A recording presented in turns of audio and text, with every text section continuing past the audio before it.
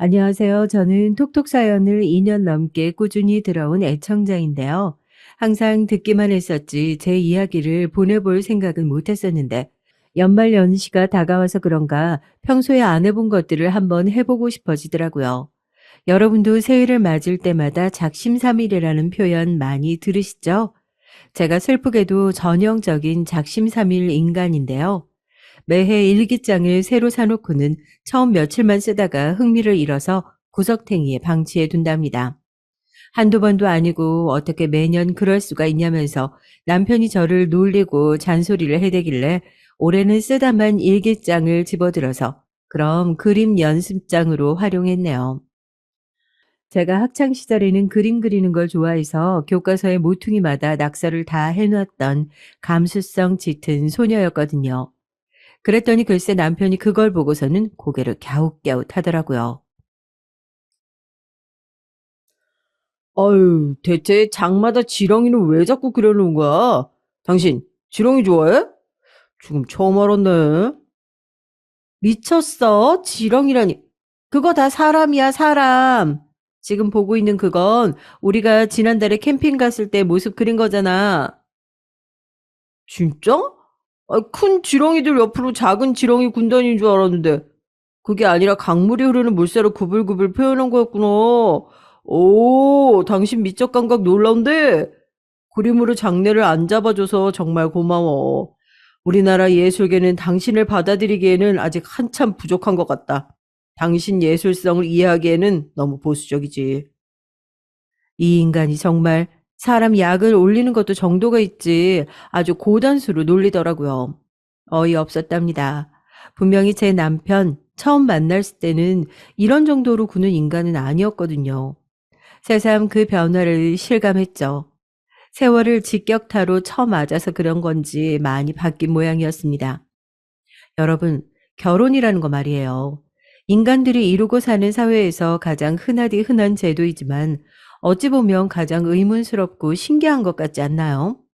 생판 남이 만나서 너랑 나랑 이제 한 가족이야. 이렇게 못 박는 거잖아요.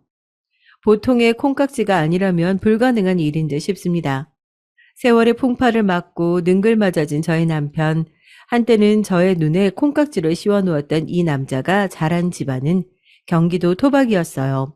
네, 바로 저의 시댁 이야기죠. 시아버지께서는 경기도 양주와 의정부로 오가며 사셨다고 들었고요. 시어머니께서는 경기도 광주에서 태어나신 이후로 시집을 가실 때까지 한 번도 지역을 벗어나 보신 적이 없다고 하였습니다. 제 남편은 태어난 이후로 초, 중, 고, 그리고 대학교까지 경기도에서 쭉 나왔는데요.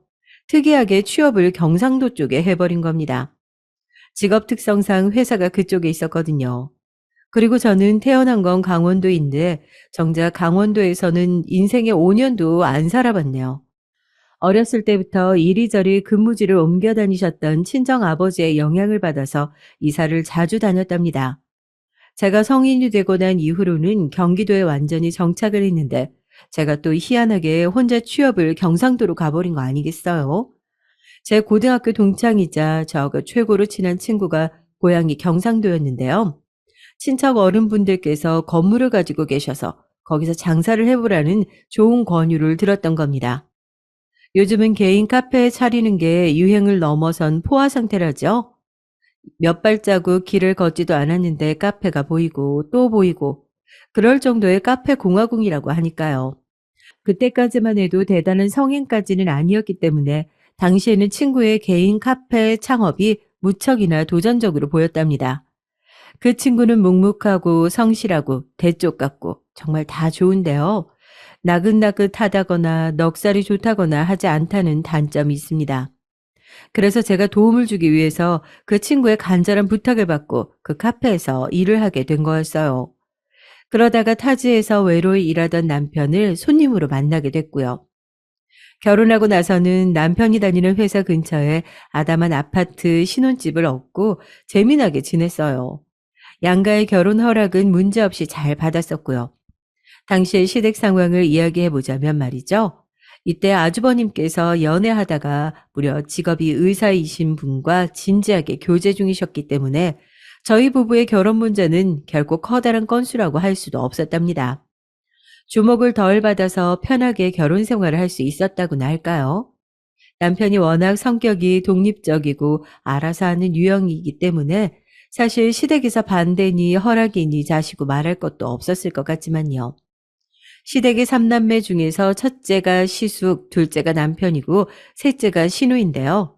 이 시기에 시누이가 자기 멋대로 대학교 자퇴를 해버리는 바람에 시댁이 발칵 뒤집어지기도 했었어요. 그래서 여러모로 저희 부부는 결혼을 슬쩍 조용히 해낼 수 있었던 듯 싶네요. 아참, 여러분은 집집마다 골칫덩이 혹은 아픈 손가락이 있기 마련이라는 말을 어떻게 생각하세요? 집안마다 특색이 있다는 이야기와 일맥상통할 것 같아요. 시댁의 3남매 중에서 단연 특색 있는 사람을 뽑자면 신우이였습니다. 남편의 여동생 말이에요. 결혼하고 나서 거의 2달 정도 흘렀을 때였을 거예요. 한창 신혼 중에 신혼을 즐기고 있었는데 어느 날 신우이가 예고도 없이 불쑥 들이닥쳤습니다. 어머, 아가씨, 갑자기 웬일이에요? 여기까지 설마 혼자 오신 거예요? 새언니, 저 오늘 여기서 신세 좀 질게요. 그래도 되죠? 네? 아, 당연히 그래도 되죠. 안 될 건 없는데, 일단 들어오세요.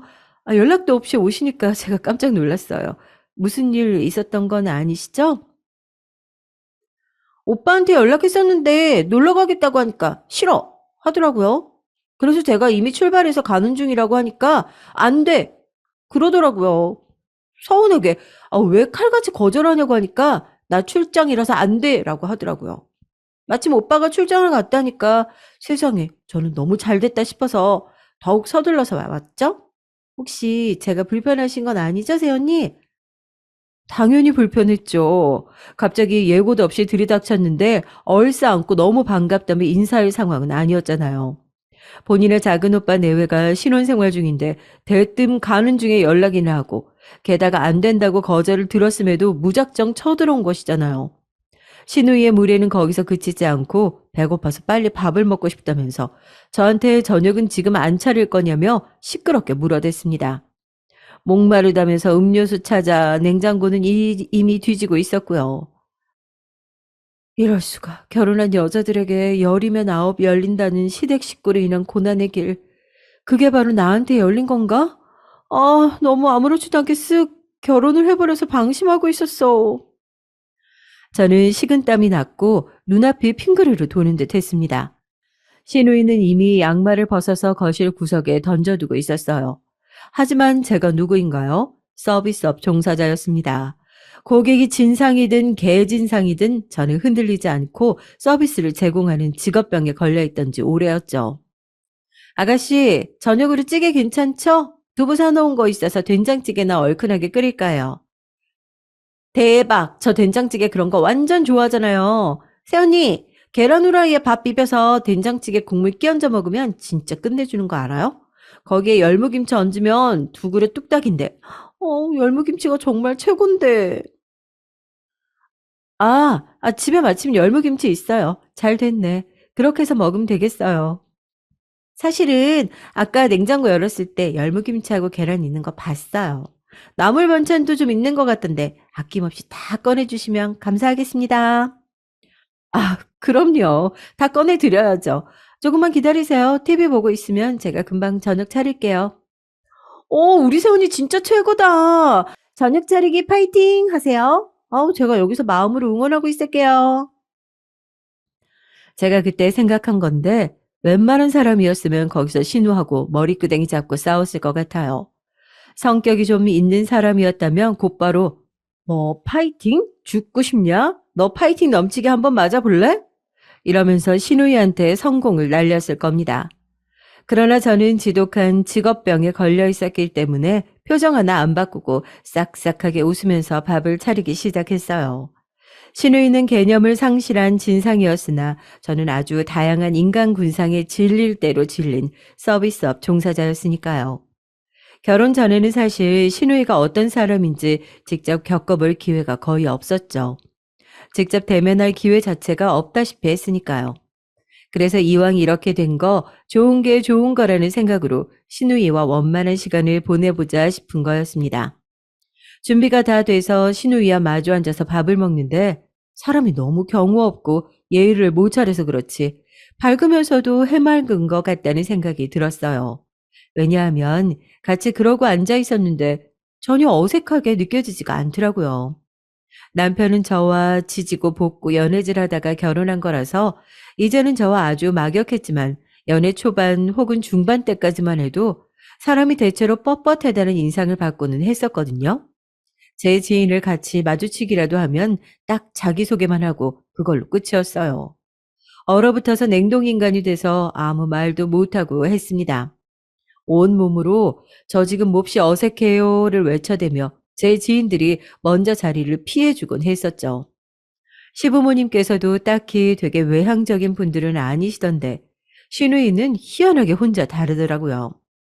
그날 밤 시누이가 넉살 좋게 저한테 잠옷 좀 빌리자면서 장롱을 막 뒤져대는 뒷모습을 보며 저는 결혼 이야기가 오가던 때에 남편이 저에게 해 주었던 말이 떠올랐습니다. 내 동생 있잖아. 걔는 딱 뭐라고 정의를 내리기가 힘들어.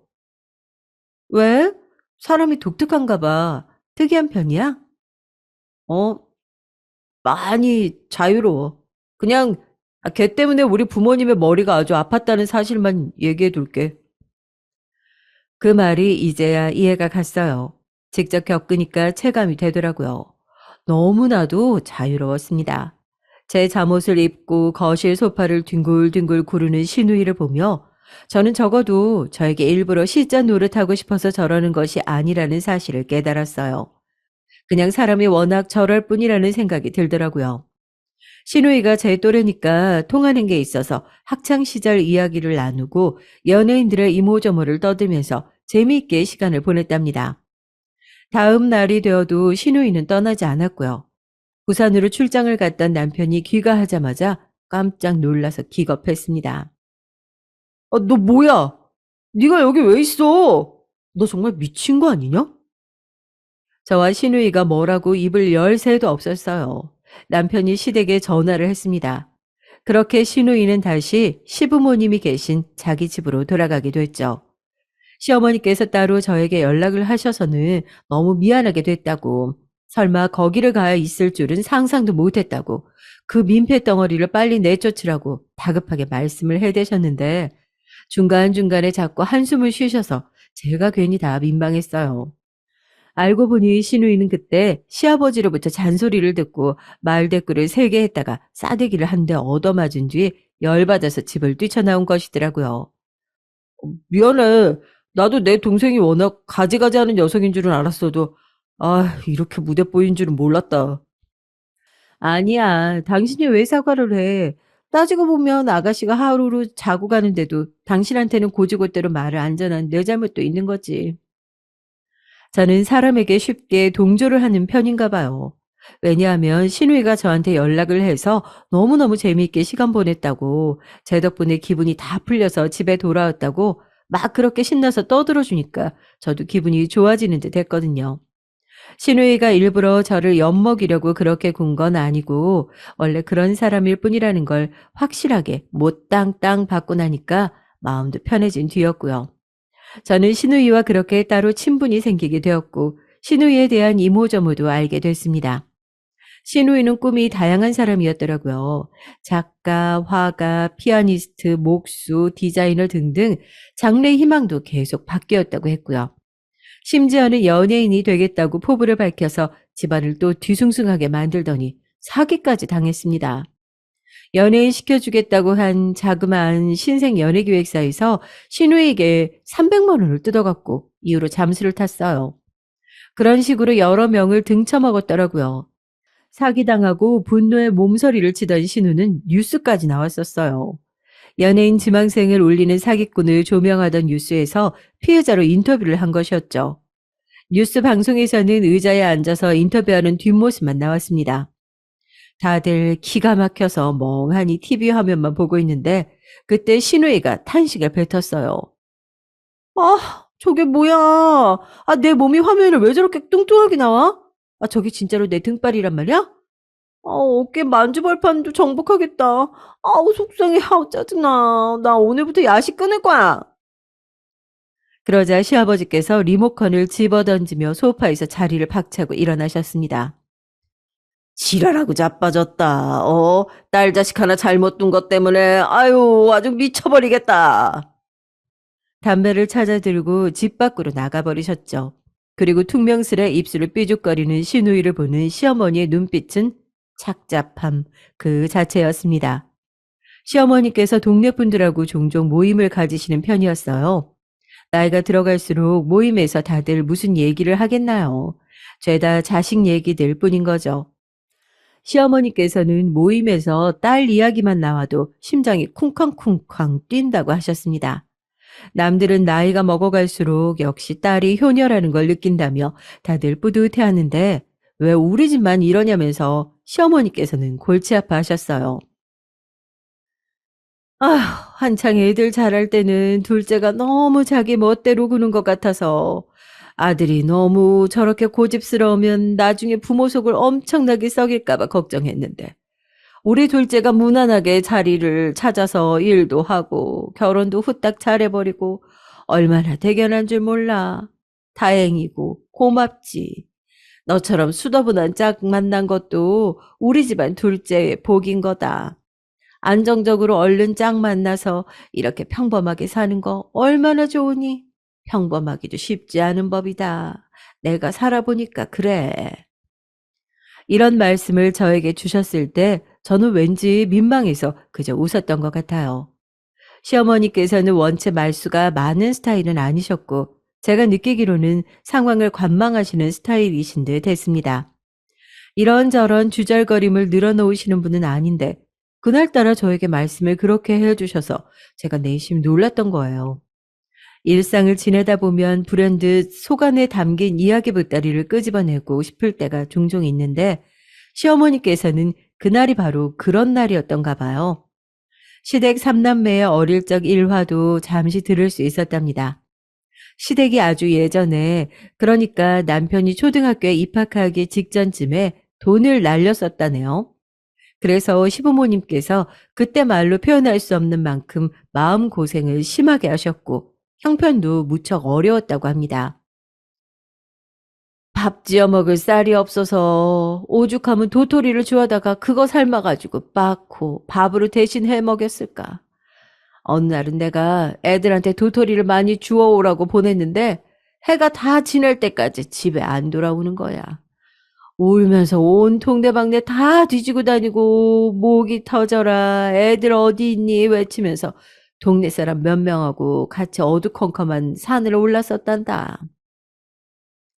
심장이 철렁 내려앉는 그런 일이 있었는데 알고 보니까 시누이가 하도 호기심이 많아서 도토리 줍는 구역을 벗어나 사방팔방을 다닌 것도 모자라 넘어져서 다치기까지 하는 바람에 삼남매의 귀가가 늦어졌던 거라고 했습니다.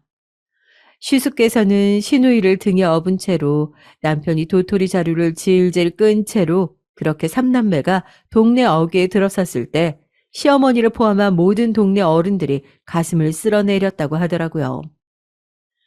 애들이 아주 눈물 쏙 빠지게 혼났는데 그러고 나서 한가득 주워 담아온 도토리를 보니까 어찌나 미안하든지. 부모가 시키는 대로 잘하는 자식들이었어. 특히나 우리 둘째 말이다. 자기한테 주어진 게 있으면 그것만 보고 돌진해서 꼭 해내는 녀석이었지.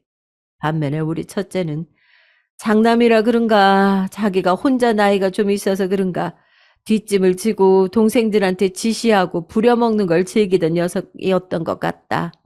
어렸을 때는 그랬지. 에휴, 지나고 나니까 전부 추억이네.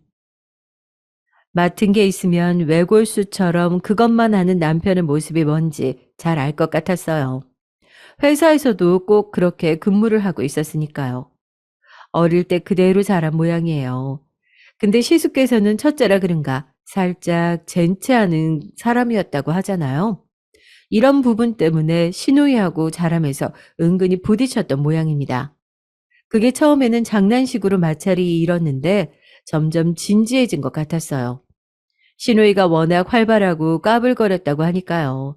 진지한 성격의 아주버님을 놀리며 살살 긁어댄 듯 싶더라고요. 여자들도 그렇지만 특히 남자들이 사춘기를 지나면서 이성의 눈을 뜨고 멋지게 보이고 싶어 하고 폼도 잡고 막 그렇게 되잖아요. 멋진 걸 동경하고 시숙께서도 그런 시기가 있었는데 그럴 때 시누이가 많이 놀렸다네요. 그런데 시숙께서는 어린 막내가 장난치듯 놀려대니까 그 앞에서 대고 정색을 하며 화를 내기에는 자존심이 상하니까 이를 악물며 모른 척 하셨던 거고요. 그러자 시누이는 짓궂어서 계속 놀려댔고요. 그 유명한 오빠는 풍각쟁이야 노래 아시죠? 그걸 개사해서 밖에서 시숙을 볼 때마다 오빠는 말미잘이야 이렇게 노래를 크게 불러댔던 겁니다. 한창 여학생들에게 잘 보이고 싶었던 나이, 어린 여동생 때문에 항상 친구들 앞에서 개망신을 당했던 시숙의 속이 부글부글 끓고 있었죠. 그런 여파가 남아서인지 어째서인지 하여간에 나이가 들고서는 두 사람이 괜히 안 친했고요. 그래서 시누이가 시숙보다 제 남편을 더 편하게 생각했습니다. 진지하게 무게 잡는 성격 때문에 본의 아니게 놀림을 실컷 받고 지내셨던 시숙께서는 결혼을 좀 늦게 하신 편이었는데요. 이런 경우에 써도 되는지 모르겠지만 가히 대기만성이라고 할 만했습니다. 무려 의사 형님과 결혼에 골인해내셨으니까요. 시댁에서 언뜻 듣기로는 시숙께서 자기 처가에 간도 쓸개도 다 빼줄 것처럼 구셨다나 뭐라나 그러셨다더라고요. 충분히 그러실만 했다고 봅니다. 의사니까요. 대한민국에서 사자 직업은 의미라든지 대우가 남다르잖아요. 아니 이건 전 세계의 다른 어느 나라를 가도 마찬가지일 정도죠. 무려 의사이신 형님께서는 원래 같은 의사인 결혼 상대가 따로 있었는데 안 좋은 일로 파혼을 겪은 후에 시숙을 만나셨고 결혼까지 하신 걸로 알고 있습니다. 이런 걸 보면 전부 다 자기 짝은 따로 있는 건가 봐요. 관련돼서 조금 재미있는 비화가 있던데 다름 아니라 시숙이 동창 중 한 분도 의사와 결혼을 하셨대요. 그때 시숙을 향해 크게 자랑하셨던 거예요. 아우, 나는 의사하고 결혼하는데 너는 결혼할 기미도 안 보이네. 어? 야, 이대로 노천각길을 걸을 작정인가 보다. 반 정도는 농담의 느낌이었다고 하던데 아무튼 시숙께서는 그게 무척 기분이 나쁘셨다네요. 그런데 시간이 지나서 그걸 제대로 갚아주시게 된 겁니다. 의사와 결혼에 골인하셨으니까요. 시숙께서는 기세 등등하셔서 이보다 더 뿌듯하고 보람될 수는 없다는 표정의 새신랑이셨고요. 볼 것도 없이 시부모님께서는 입이 찢어져 계셨죠. 역시 장남은 장남이라고 하시면서 무척이나 기뻐하셨습니다. 와, 나한테 의사인 손위통사가 생길 줄이야. 왠지 신기하네. 정말 인생이란 모를 일이다. 저도 한 집안에 의사가 생긴다는 사실이 아주 크게 받아들여졌어요. 의사 형님께서는 당연히 무척 바쁘시고 사는 곳도 서로 안 가까우니까 집안 행사라든지 그런 게 있을 때만 얼굴을 볼 수 있을 게 뻔했고 그저 그런 관계로 적당히 잘 지내게 될 것이라고 예상을 했었죠. 그것 외에 그림을 예상하는 것도 이상한 일이었으니까요. 하지만 그러한 제 예상을 뒤엎고 초장부터 심상치 않은 그림이 그려지고 있었습니다. 시숙과 형님 두 분이 결혼하시고 한 달 조금 넘게 흐른 때였던 것 같아요. 형님께서 바쁘다 어쩐다 하셔서 신혼여행 후에 시댁으로 안 들르셨거든요. 전화만 시부모님께 드린 걸로 알았습니다. 그러고 나서 그러니까 그때가 처음으로 시댁에 들르신 것이었고 주말이었기에 저희 부부도 겸사겸사 자리를 했었어요. 다 함께 모인 때였죠. 어쩌다 보니 형님, 저, 그리고 시누이까지 셋이 딱 부엌에서 동선이 겹쳤는데요. 시누이가 낯가림이라는 게 없는 사람이잖아요. 그러니까 그 찰나를 놓치지 않고 유쾌하게 형님을 향해 말을 건넨 거예요. 어떤 얘기였냐면 시숙을 옛날에 말미잘이라고 계속 놀렸다는 것이었어요. 그래서 저는 오빠는 풍각쟁이야 이 노래를 들려올 때마다 큰오빠하고 옛날에 있었던 일들이 떠오르곤 하네요. 아, 그러셨어요? 근데 아가씨는 풍각쟁이가 무슨 뜻인지 아세요? 글쎄요. 모르겠는데요. 풍각? 바람의 각도 뜻인가요? 아, 바람을 잘 아는 사람이라는 의미겠네요. 그쵸? 제가 맞췄죠? 아니요, 틀렸어요. 악기를 연주하고 노래를 부르고 다니면서 돈을 구걸하는 사람을 두고 풍각쟁이라고 하는 겁니다. 진짜요? 와, 저 처음 알았어요. 풍각쟁이가 뭔 뜻인지 몰라도 말미잘은 정확히 알았으니까 그걸로 된 거죠? 그쵸?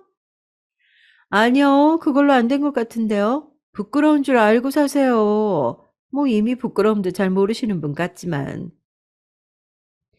형님께서 시누이를 위아래로 훑어보더니 피식 코웃음을 치고 먼저 자리를 뜨셨습니다. 남겨진 시누이는 당황한 기색이 완연했고 저도 난감한 기분이었어요. 그래서 잠시 후에 제가 거실에서 아무도 몰래 형님을 향해서 좀 심하셨어요 라고 속삭였어요. 시누이는 그저 유쾌하게 말을 붙이고자 했던 것뿐이었는 걸 저는 느꼈으니까요. 당황해서 멍해진 시누이가 신경 쓰이더라고요. 그런데 제 속삭임을 들은 형님께서 눈살을 한껏 찌푸리시며 저를 째려보시는 겁니다. 왜요? 아부 떨고 싶어서 환장하셨나 봐요. 네? 아부요? 환장이요? 시댁에 잘 보이고 싶어서 병적으로 자기 자신을 낮추는 거요. 동서가 딱 그런 며느리인 듯 싶은데요. 시댁에 머리 숙이고 눈치 보고 시댁 사람들 서열이 더 높다고 여기고 이런 것들 전부 다 구시대적인 발상이고 행동이에요. 아니 저는 그냥 아까 그 상황이 조금 과했다고 생각해서 가볍게 한번 말씀드린 것뿐인데요. 됐어요. 동서는 아가씨 비위 잘 맞추고 싶어서 환장한 모양인데 본인이나 실컷 그렇게 하세요. 나까지 끌어들이지 마시고요. You got it? 네? 뭐라고요? 가립이라고요? 간단한 영어도 못 알아들으시네요, 뭐. 그럴 줄 알았어요. 그렇게 보여요. 난데없이 되로 주고 말로 받은 상황이라 하도 어이가 없어서 어리 빠진 와중에 웬 영어까지 들으니까 제가 당연히 뭔 소리야 했던 거죠. 그런데 형님께서는 저를 비웃으시며 슬쩍 혀까지 끌끌 차셨어요. 그 표정이 마치 수준을 알만하다 이렇게 외치고 있는 것 같았죠. 저는 무척 민망했습니다. 제가 화가 나서 입술을 꽉 깨물자 저를 향해 한마디 더 날리셨어요. 같은 며느리 입장이라고 해서 뭔가 대단한 착각을 하신 모양인데요. 나는 동서하고 달라요. 시댁의 눈치 볼 필요 없는 사람이라고요. 그걸 분명하게 알고 행동하세요. 아가씨 비위 잘 맞추시고 시부모님 잘 봉양하시고 그렇게 살다 가면 되겠네요. 열심히 하시길. 살다 가라니요? 어디로요? 저 세상으로요? 너무 황당해서 턱이 빠질 뻔했습니다. 입이 저절로 떡 벌어지더라고요. 의사 형님 입은 대체 뭐 하는 분일까 싶었어요. 시누이와는 결이 다르게 아주 다른 차원에서 막말을 하시는 분이었습니다. 당연히 제가 형님을 긍정적으로 생각하기 어려워졌죠. 그럼에도 사람을 안 좋게 본다는 걸 굳이 드러낼 필요는 없는 것 같아서 남편에게는 아무 말도 안 했고 시누이가 저한테 형님의 막말 때문에 속상했다고 푸념을 할 때도 그냥 들어만 주었지 동조는 안 했습니다. 아주 현명한 처사라고 생각했죠. 상대는 맏며느리의 의사인데 괜히 대립했다가는 저만 손해인 게 뻔했습니다. 시부모님께서도 귀한 의사 며느리라고 떠받들어 주시고 흐뭇해 하시는데 제가 뭐라고 나대겠어요. 그런데 첫 단추가 잘못 끼워져서 그런지 삐걱대는 일은 계속 일어나고야 말았습니다. 시부모님 두 분의 생신이 얼마 차이가 나지 않아요. 음력으로 두 분 다 하시기 때문에 어떨 때는 3주 차이가 나고 어떨 때는 보름밖에 차이가 안 났어요. 그래서 생신 기념을 같이 했어요. 원래는 따로 하셨다고 하는데 나이가 드시면서 생신 기념하는 것을 합치셨다네요.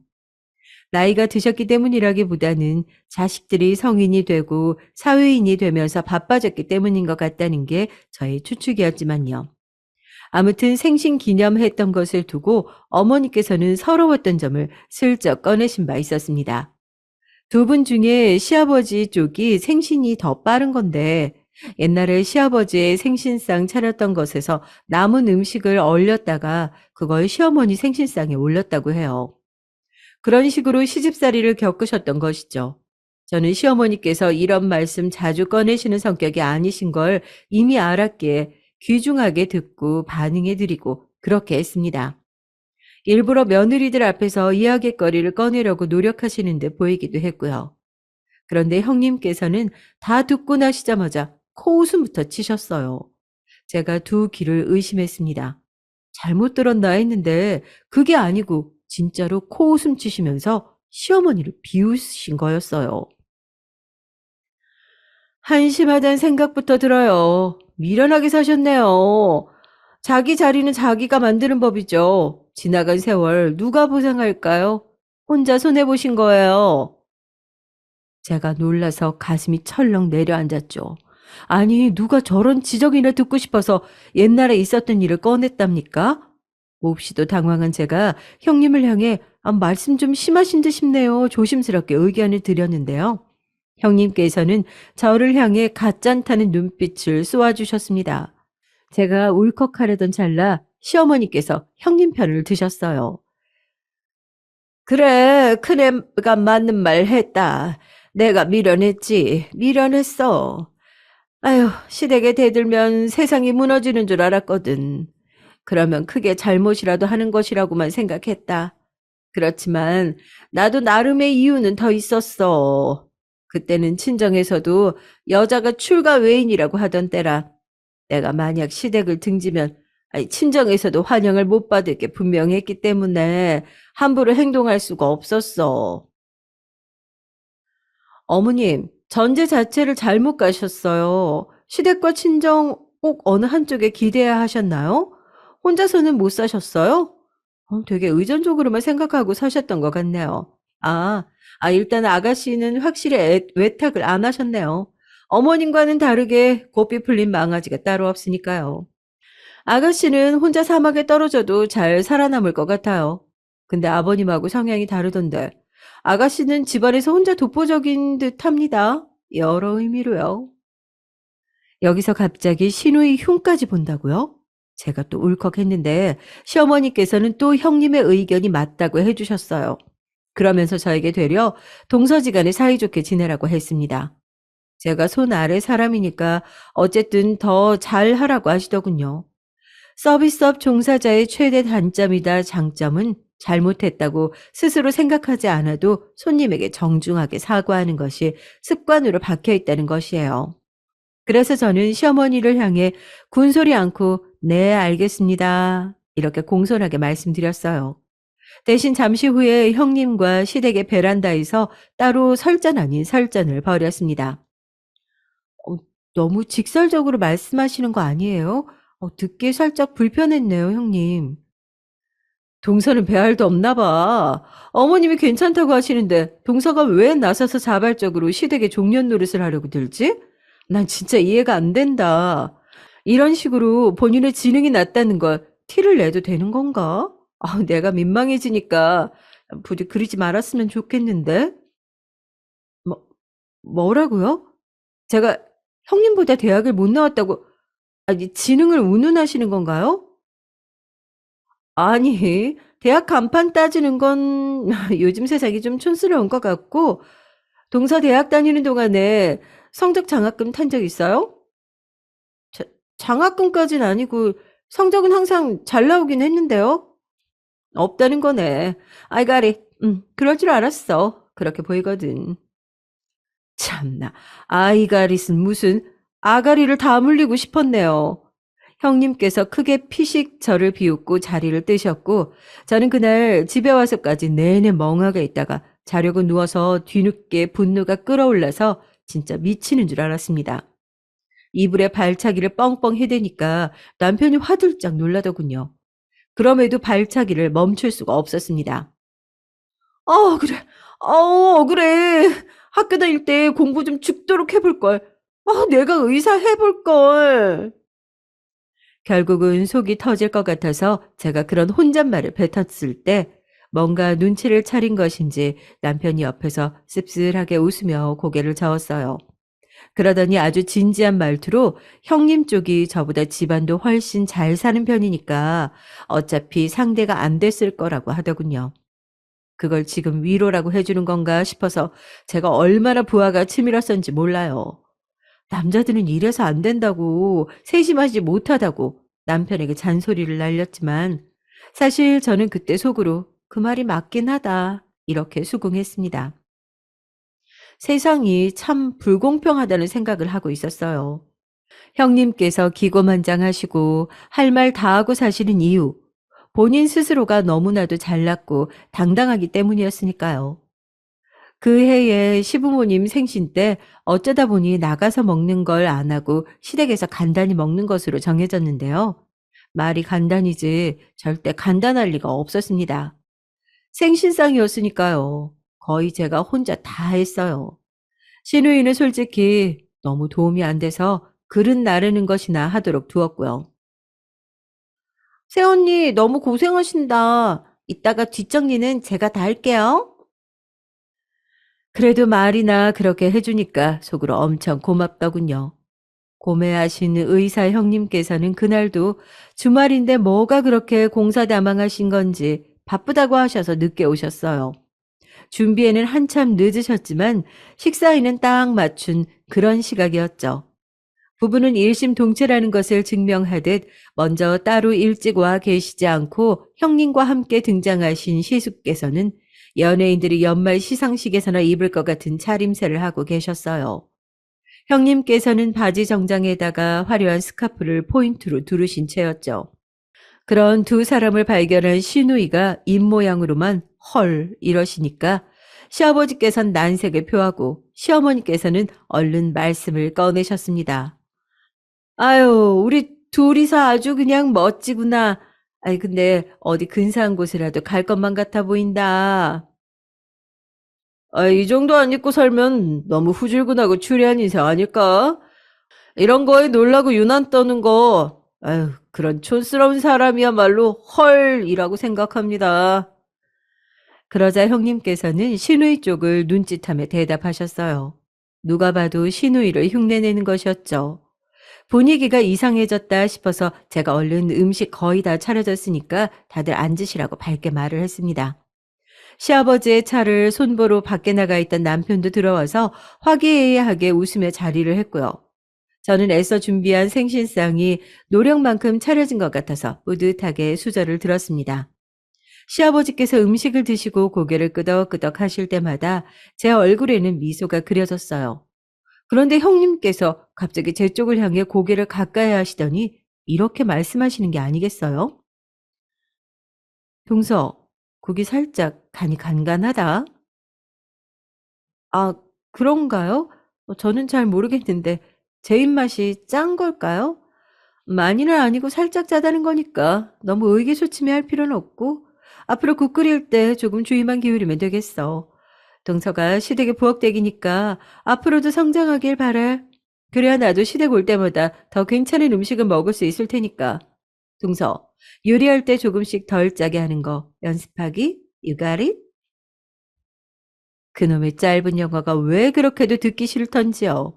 그냥 한국말로 알았지 라고 하면 될 것을 굳이 그렇게 영어로 해야 할까 싶었어요. 게다가 저보고 시댁의 부엌댁이라니요. 기분이 확 상했는데 시부모님 생신상 앞에서 소란 일으키고 싶진 않았습니다. 참고로 형님 빼고는 다들 짜다는 얘기가 일절 없이 국물을 너무 맛있게 잘 먹었어요. 제가 남몰래 꾹 인내한 덕택에 생신상 자리는 아무 문제 없이 끝날 수 있었습니다. 식사를 마친 시부모님 두 분도 무척 좋아 보이셨고요. 그런데 문제는 그 이후에 일어났습니다. 뒷정리 설거지를 하겠다고 저에게 미리 말했던 사람이 있었죠? 시누이 말이에요. 화장실 간 줄 알았는데 그게 아니길래 시누이 방으로 가봤어요. 그랬더니 거기서 형님과 말다툼을 벌이고 있었지 뭔가요? 제발 나대지 마세요. 너무 짜증나서 제 주먹이 울거든요. 저 세상천지에 며느리가 시댁 아가씨한테 이렇게 구는 경우가 있다는 얘기 못 들어봤어요. 아, 이래서 씻자는 안 돼. 그리고 이래서 무식하면 안 돼. 아, 상대하는 게 시간 낭비일 정도네. 뭐라고요? 저기요. 말 좀 가려서 하시죠. 너야말로 가려서 하렴. 한 집안 식구로 엮여서 나 같은 사람에게 아가씨 소리도 들어보는 거야. 아니었으면 너는 국물도 없었어. 밖에서 만났어 봐. 너 같은 구제불능 감히 나하고 친분을 만들 수조차 없지. 내 앞에서 눈 깔고 나를 똑바로 쳐다보지도 못했을 거야. 와, 정말 대단하시네요. 뭐가 그렇게 잘나서 그렇게 오만하게 구세요? 너 같은 무식쟁이보다는 뭐든 잘났지. 다 잘났어. 나는 집안도 괜찮고 초중고 12년 학창시절 내내 전교 5등 밖으로 밀려나 본 적이 없었어. 유학 안 다녀왔어도 영어 잘해서 외국 나가면 걱정이 없고 무엇보다도 나 의사야. 무슨 설명이 더 필요하겠니? 그에 반해서 너는 뭐가 잘났니? 어? 너는 잘난 게 뭐가 있을지 어디 한번 드러나 보자. 세상에나 이게 무슨 말인지 깜짝 놀란 제가 어안이 벙벙해졌습니다. 신우이는 주먹을 꽉 쥐고 바들바들 떨더니 이내 방문가에 서 있는 저를 지나쳐서 아예 집 밖으로 나가버렸어요. 왠지 신우가 올 것 같았죠. 그래서 저는 얼른 남편에게 가서 귓속말로 신우이가 속상한 일로 나갔으니까 따라가 보라고 했어요. 남편이 눈치껏 조용히 겉옷을 챙기더니 나갔고요. 형님께서는 저를 향해 비틀린 미소를 지어주신 후 거실 소파 한켠에 도도하게 다리를 꼬고 앉으셨습니다. 제가 어이가 없어서 가만 쳐다봤더니 왜? 라고 입모양을 보내오시더군요. 아휴, 말을 말자 싶어서 그냥 혼자 뒷정리를 하기 위해서 부엌으로 향하는 저를 시어머니께서 당황한 눈빛으로 바라보셨죠. 시어머니께서 이때 손목이 시큰시큰거리고 편찮으실 때라 언감생심 도와달라고 말씀을 못 드렸어요. 당연하죠. 게다가 생신상이었으니까요.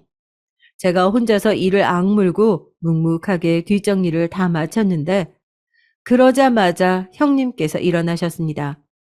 그러더니 시숙을 향해 턱짓으로 가자고 신호를 보내시더군요. 떠나는 타이밍마저 어찌나 얄밉던지요. 시부모님께서 문 밖까지 배웅 나가시며 살뜰히 구시기에 제가 차마 기분 나쁜 티도 못 내고 웃음이나 지었네요. 신우이는 시간이 더 지나서야 남편과 집으로 돌아왔어요. 둘이 대화를 한참 나눴더라고요. 그날 신우이는 시부모님과 저는 남편과 밤에 형님에 대한 이야기를 했죠. 근데 정말 분했던 점 한 가지가 상대가 잘나긴 잘났으니 어쩔 수 없다로 자꾸만 이야기의 결론이 난다는 것이었습니다.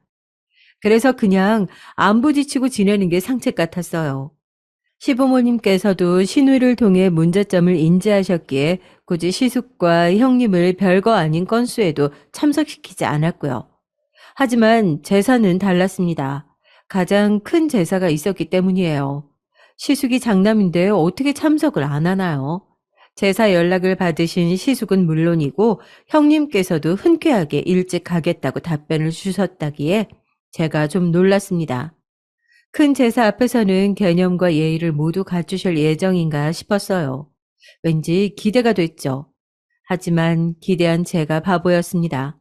제사 당일 남편은 일을 나가 있었고 저는 먼저 부지런히 시댁으로 향했었는데요. 신우이가 뭐라고 해보려고 열심히 판을 벌여놨더라고요. 제가 얼른 그 옆에서 시작을 했죠. 그러고 나서 얼마 후에 바로 형님께서 도착을 하셨어요. 시숙께서는 일이 좀 있어서 형님 혼자 먼저 오셨다는 겁니다. 내일은 해가 서쪽에서 뜨려나? 형님께서 제사 준비를 위해 따로 먼저 오셨다니 신기함을 넘어서 약간 감동일 정도였어요. 손목에 밴드를 두르신 채로 시어머니께서 주도적으로 하고 계셨고 제가 함께 손을 맞추고 신우이는 거들고 그렇게 하고 있었는데요. 형님께서 합류를 하시지 않고 소파에 들어 누우시더라고요. 시아버지께서 허리가 아프셔서 방에 계셨는데 혼자 거실을 독차지하고 소파에 길게 누워서 TV를 보셨습니다.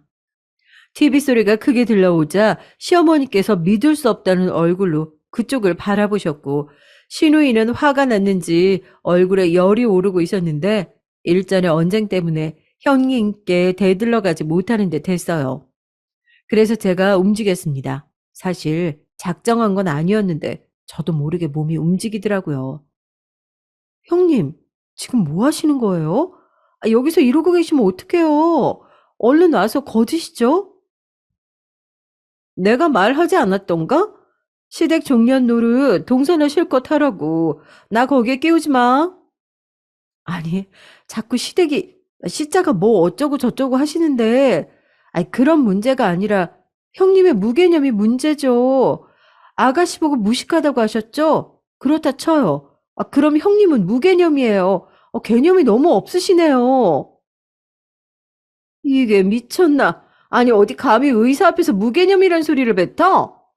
시댁 일에 앞장서면 그게 행복인 줄 아는 너 같은 종년들 때문에 멀쩡한 여자들이 손해를 보는 거야.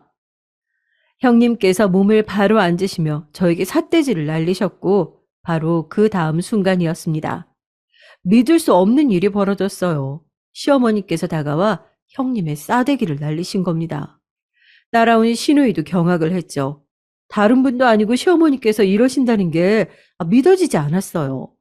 형님께서도 실감이 안 나는지 맞은 뺨을 부여잡고 멍하니 시어머니를 올려다봤습니다. 지금 저를 때리신 건가요?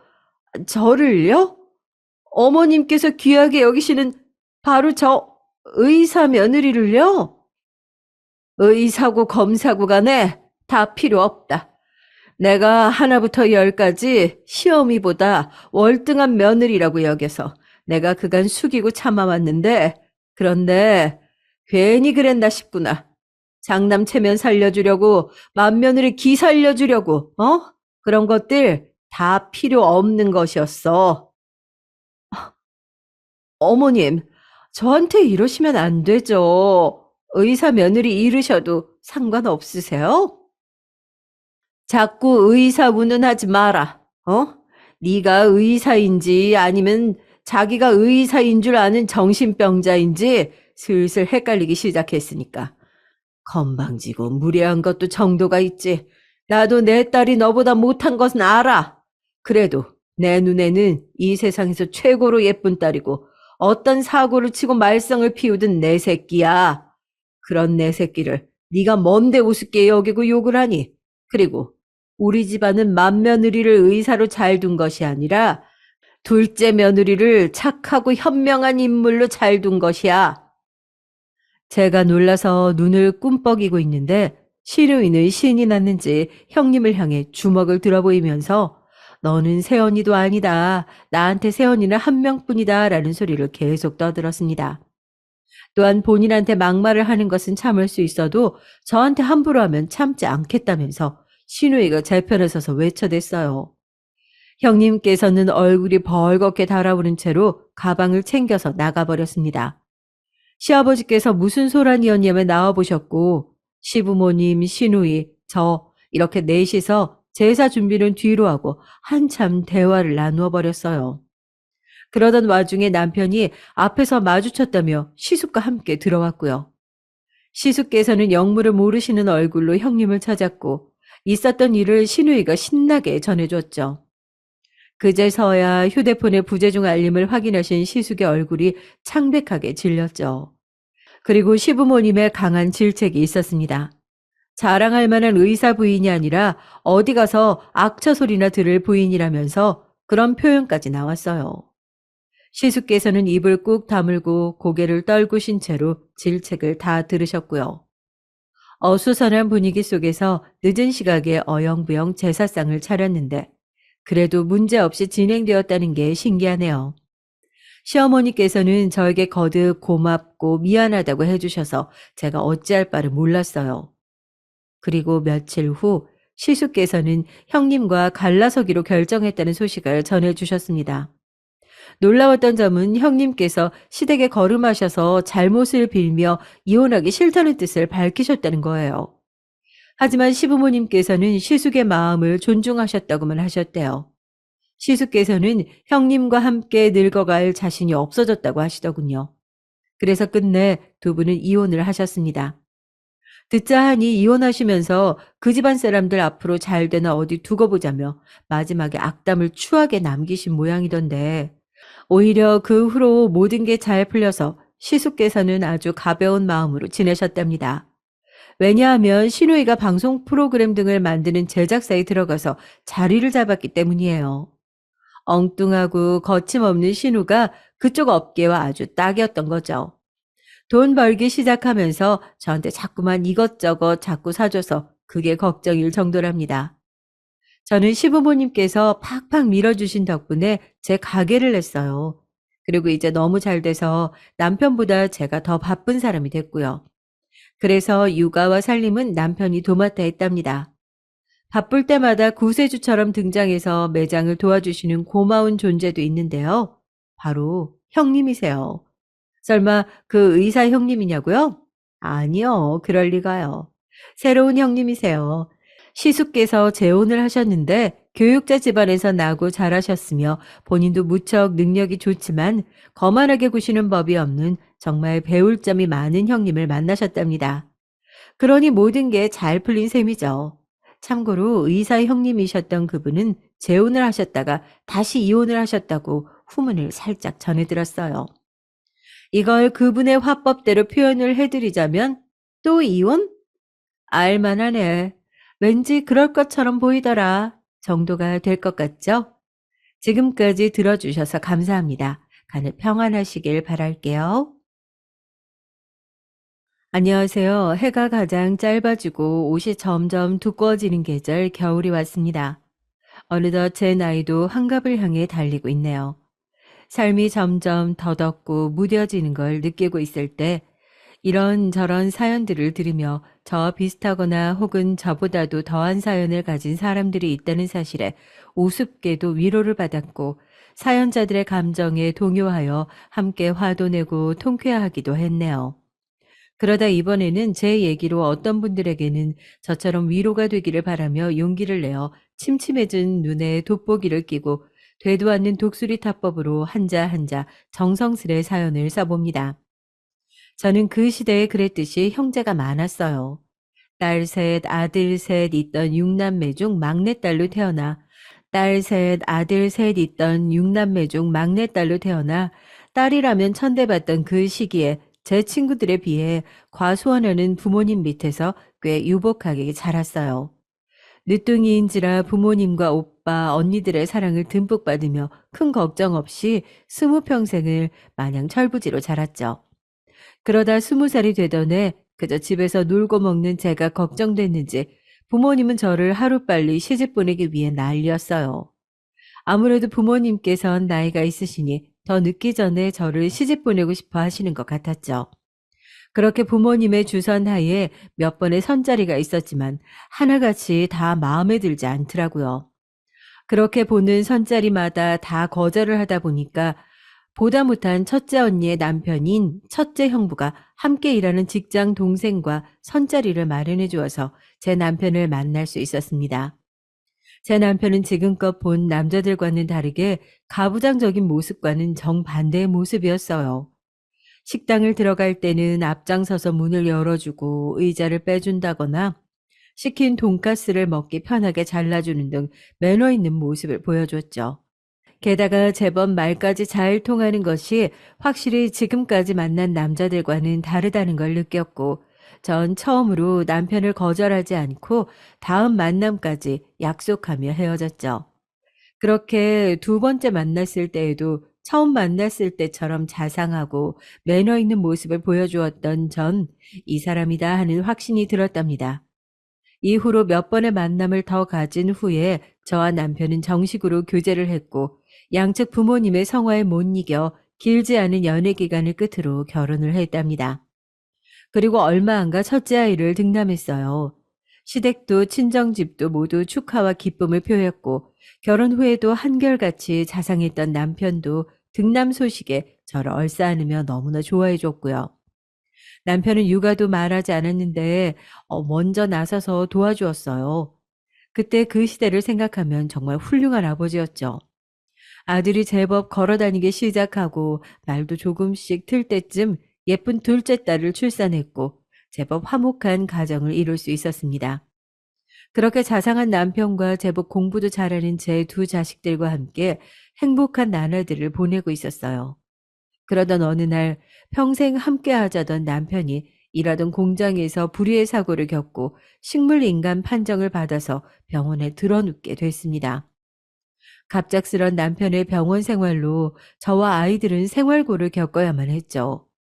남편이 일하던 공장은 사고의 원인이 남편의 실수로 인한 거라며 소정의 치료비만 건넸고, 오히려 공장이 남편으로 인해 기계 가동이 안 되어 손해가 이만저만이 아니라며 원래 치료비도 안 줘도 되는 거였지만 남편과 같은 공장에 일했던 큰형부가 공장에 오랜 시간을 공로한 과장으로 치료비라도 줘야 한다며 강력히 밀어주어서 그나마 주는 거라며 되도 않는 생색을 내더라고요.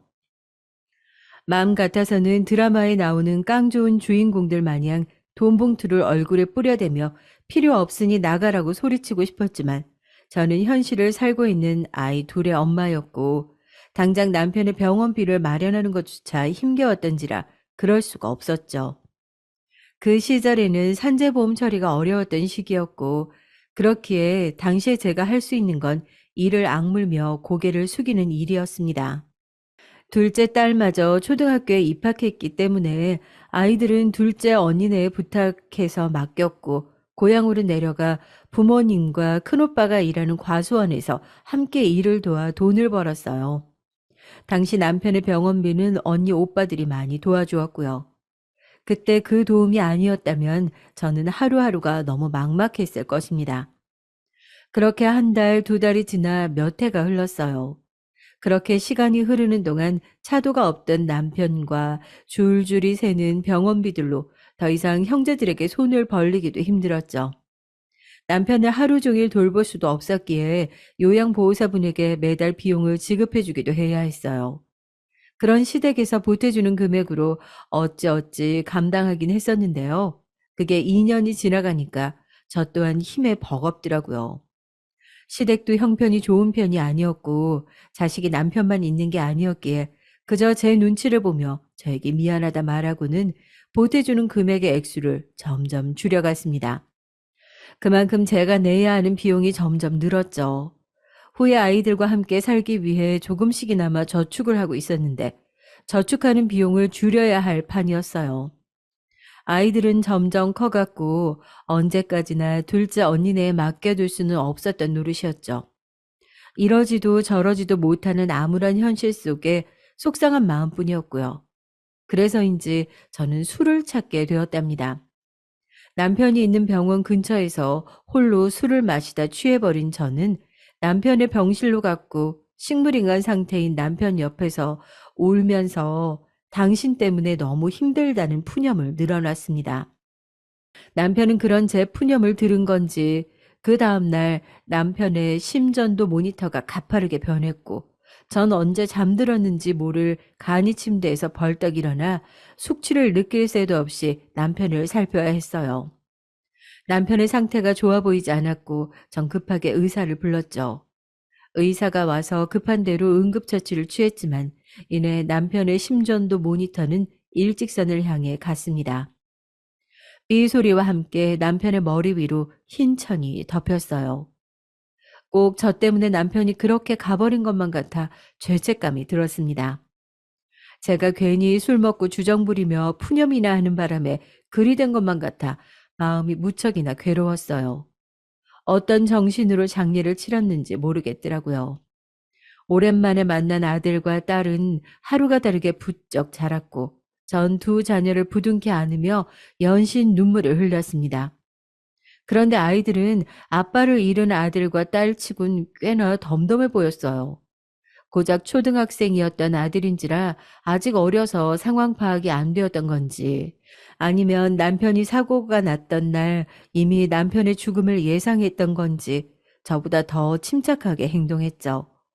그렇게 장례를 마치고 저는 아이들과 함께 살기 위해 거처를 마련했습니다. 지금껏 과수원 일을 도와가며 받은 돈을 조금이나마 모았었고 남편의 사망보험금까지 합해 작은 빌라를 전세로 얻을 수 있었어요.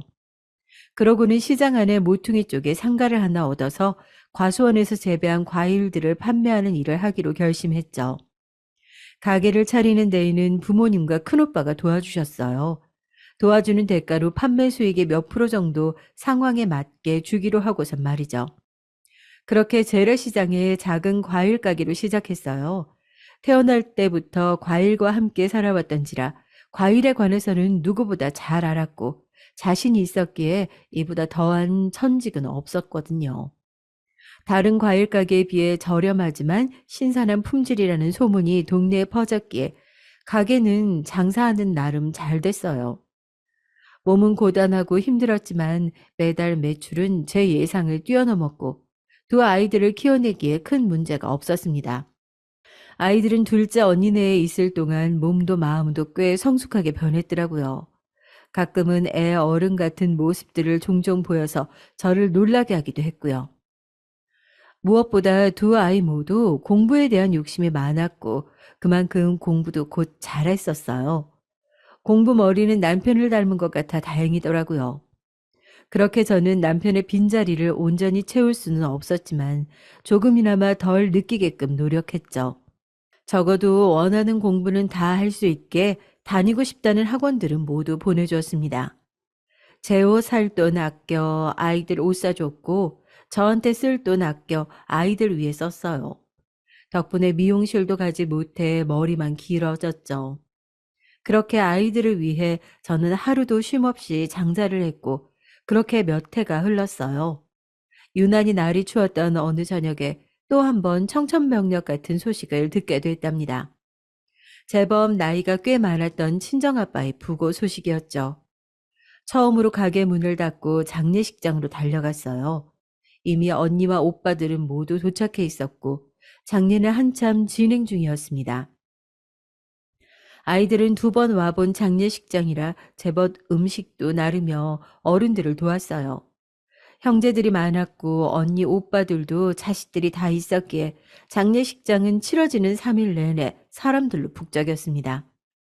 그런데 장례식장에 어디 잠깐 나가신 줄 알았던 친정엄마는 시간이 지나도 보이지 않았고 언니들에게 엄마에 대해 물어보니까 엄마는 충격이 컸는지 그만 아빠가 돌아가셨다는 말을 듣고 쓰러져서 장례식장 근처에 있는 병원에 입원하셨다고 하더라고요.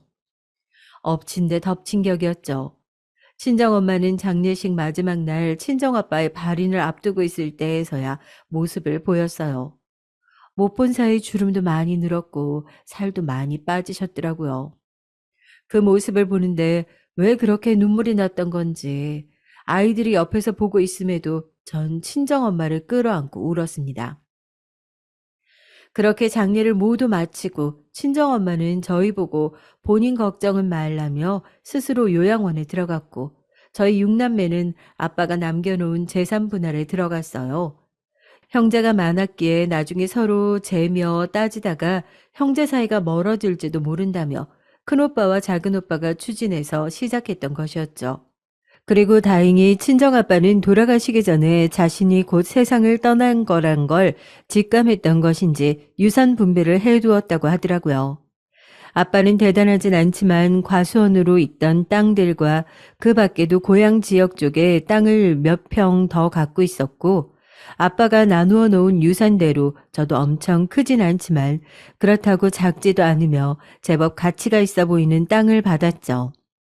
당장 땅을 팔아 생활에 보탤 수도 있었던 문제였지만 나중에 아이들이 자라 필요한 일이 생길 때 쓰고 싶어서 팔지 않고 갖고 있었고요. 큰오빠는 아빠의 과수원을 그대로 물려받아 과일을 재배했고 저도 과일 장사를 계속했어요. 아이들은 부쩍 커갔고 아이들이 커갈수록 부담해야 할 사교육비는 더욱 늘어갔죠. 아이가 하나도 아니고 둘이었기에 제 부담은 2배였습니다. 그렇게 저는 더욱 쉴 틈 없이 과일을 팔며 장사를 했고 첫째 아들이 고등학교에 올라갈 때쯤에는 장사를 마치면 가끔씩 시장 옆에 국밥집에서 설거지 아르바이트도 하며 돈을 더 벌어야만 했죠. 아이들은 초등학교 때부터 쭉 높은 성적을 유지해 왔어요. 제가 잔소리하지 않아도 알아서 잘 해주는 아이들 덕분에 한시름 놓고 제가 장사에만 몰두할 수 있었던 것 같아요. 그렇게 또 시간이 흘러 첫째 아들은 수능을 앞두고 있었고 둘째 딸은 중학교 졸업만을 남기고 있었어요. 아들의 수능에 신경을 쓰느라 딸의 학교 생활에는 무심했던 어느 날이었어요. 여느 때처럼 장사를 하느라 바쁘게 손님들을 상대하고 있는데 핸드폰이 울리더라고요. 전화를 받아보니 딸의 학교 선생님이었어요. 딸이 학급에서 도둑질을 하다가 걸렸다며 죄송하지만 저보고 학교에 좀 와달라는 내용이었죠. 저는 제 두기를 의심할 수밖에 없었습니다. 평소 얌전하고 알아서 공부도 척척 잘해왔던 어여쁜 딸이 도둑질이라니 있을 수 없는 일이었죠. 지금껏 갖고 싶다던 최신 폰이나 MP3 등 딸이 갖고 싶다는 건 웬만하면 다 사주었어요. 제가 점심을 거르더라도 말이에요.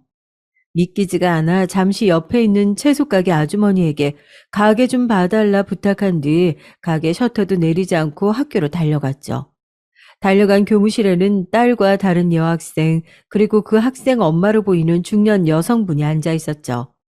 딸의 담임 선생님이 저를 먼저 알아보고는 인사하며 안내해 줬고, 그 셋이 있는 테이블로 가는데 그 학생의 엄마로 보이는 분이 저를 보더니 벌떡 일어나 삿대질을 하며 소리쳤어요. 당신이야? 당신이 애 엄마냐고. 도대체 딸년 교육을 어떻게 시킨 거야? 어머니 진정하세요. 지영이 어머니도 앉으시고요. 담임 선생님은 그 상황을 중지하며 나섰고 저는 선생님에게 자세한 자초지정을 물었어요. 선생님, 저희 지영이가 도대체 무슨 도둑질을 한 건가요? 저희 지영이는 도둑질 같은 거 할 애가 아닌데요. 제 물음에 상대 학생 엄마는 기가 차다는 듯 어이없다며 실소를 내뱉었고 선생님은 조심스럽게 전에 있었던 일들을 설명해 주었습니다. 평소 제 딸과 꽤 친하게 지냈다던 그 여학생은 함께 대화를 나누다가 그 여학생이 오늘 집에서 학원비를 받았다는 얘기를 했고 이후 다가온 체육 시간에 체육복으로 환복하고 운동장으로 나갔는데 몸이 안 좋다던 제 딸은 보건실로 가겠다며 다시 학교 안으로 들어갔다고 해요. 체육 시간이 끝나고 그 여학생은 가방을 봤더니 그 학원비는 감쪽같이 사라져 있었다고 합니다.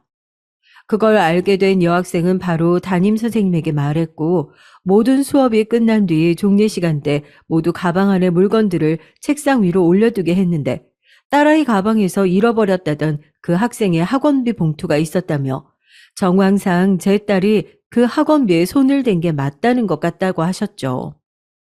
선생님의 말이 마치자 그동안 조용히 있던 제 딸은 입을 열었어요. 제가 훔친 거 아니에요. 정말이에요. 저는 진짜 배가 아파서 양호실에 갔었단 말이에요. 제 딸은 억울하다는 듯 소리쳤어요. 일단 딸의 가방에 그 학원비 봉투가 나왔으니 선생님의 말대로 상황이 모두 들어맞았기에 전 그 여학생과 여학생의 엄마가 있는 쪽으로 돌아서며 고개 숙여 죄송하단 말을 전했어요. 죄송해요. 제가 남 부끄럽지 않게 키우려 노력한다고 하긴 했는데 아무래도 홀로 아이들을 키우다 보니까 미처 신경을 많이 못 썼나 봅니다. 제가 다시는 이런 일 없게 잘 교육하겠어요. 다시 한번 죄송합니다.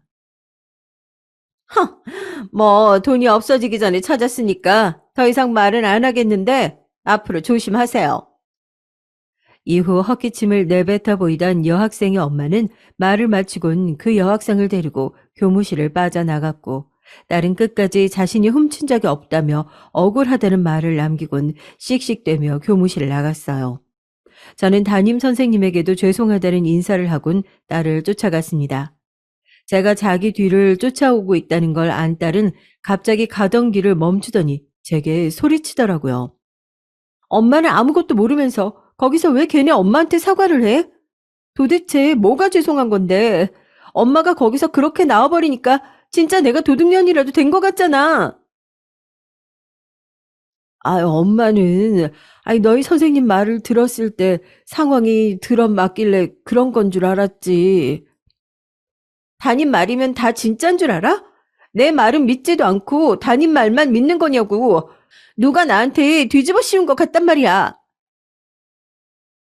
딸의 말에 뒤통수를 3개 맞은 것만 같았어요.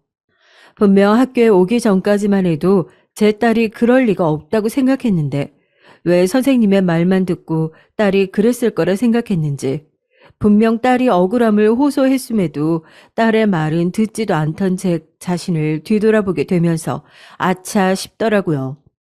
딸에게 사과를 하기도 전에 자신의 할 말만 하고는 딸은 뒤를 돌아 집이 아닌 반대 방향으로 갔습니다. 어디 가나 소리치는 제 말을 무시한 채 말이에요. 그리고 다음날 딸은 집에 들어오지 않았어요. 그나마 다행인 건 주말이라 학교를 가지 않아도 되었지만 연락도 받지 않고 집에도 들어오지 않는 딸이 너무나도 걱정되었죠. 제 연락은 무시했지만 아들 연락은 받았던 건지 발을 동동 구르며 딸을 기다리는 제게 아들이 다른 친구네 있으니 너무 걱정 말라며 저를 안심시켜 주었습니다. 저는 딸이 안 볼지 몰라도 이 말은 전해야겠다 싶어서 문자를 보냈어요. 지영아, 엄마가 생각이 짧았던 것 같구나. 너의 말이 맞아. 선생님이 무슨 말을 해도 너의 말을 먼저 듣고 행동을 했어야 하는데 엄마가 미안하다. 지금 친구네 있다고 들었는데 밥은 잘 먹으면서 지내는 거지? 내일은 월요일인데 어서 집으로 들어와서 학교 갈 준비하자. 엄마가 지영이 좋아하는 된장찌개 끓여놓고 기다리고 있을게. 평소 아이들에게 표현을 잘 안 했던지라 이런 문자를 보내는 것도 어색하더라고요. 그래도 진심을 담아 문자를 보낸 게 통했는지 그날 저녁 딸은 집으로 돌아왔고 이후 제게 대면대면한 모습을 보여주었지만 다시 집으로 돌아와 준 것만으로도 고마웠죠. 그리고 다음날 딸아이 담임 선생님으로부터 한 번 더 전화가 왔어요. 이번에는 또 무슨 사고를 친 건가 전화를 받기도 전에 한숨부터 나오더라고요. 그런데 담임 선생님 말은 제 예상을 빗나가는 말들이었습니다. 안녕하세요, 어머니. 지영이 담임입니다. 저 다름이 아니고 그때 지영이가 보건실에 가 있었던 게 맞다는 보건 선생님의 증언이 있었어요. 진즉에 지영이 말도 들어보고 보건 선생님한테 확인해보면 되는 일이었는데 제 처사가 올바르지 못했던 것 같아요. 정말 죄송합니다. 그 말씀 전해드리려고 전화 드렸어요. 담임 선생님과 전화를 끊고 저는 한참을 멍하니 있었답니다. 분명 딸을 믿어야지 하면서도 선생님에게 한 번 더 전화가 오니 무슨 사고를 친 건가 한숨부터 내쉬던 제 자신을 뒤돌아보게 되었거든요.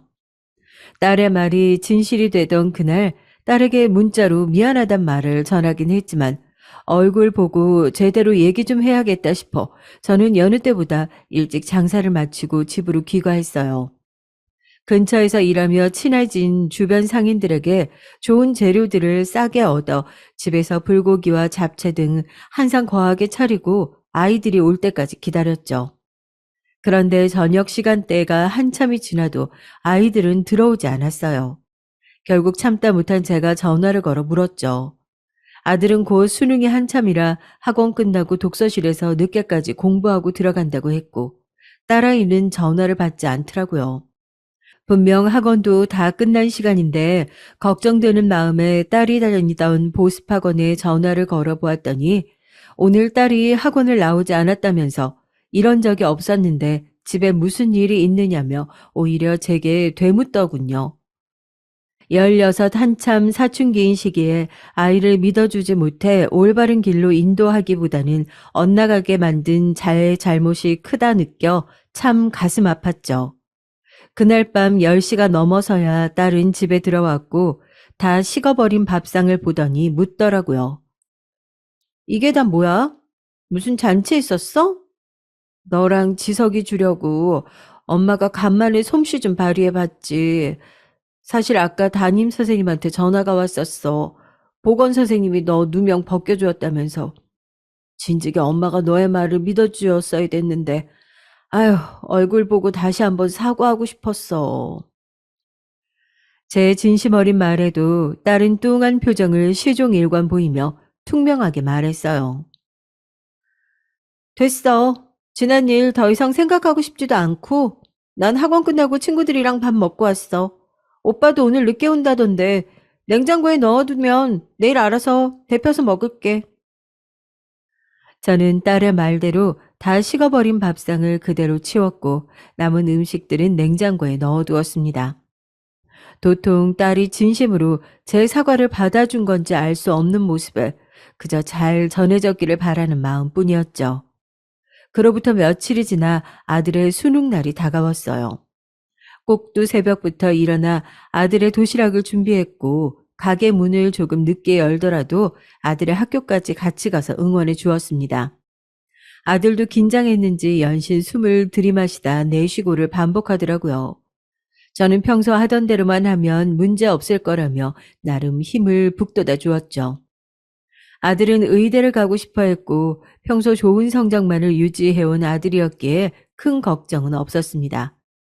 저는 교문을 들어서는 아들에게 한 번 더 힘내라며 응원해 준 뒤 저도 시장으로 돌아갔어요.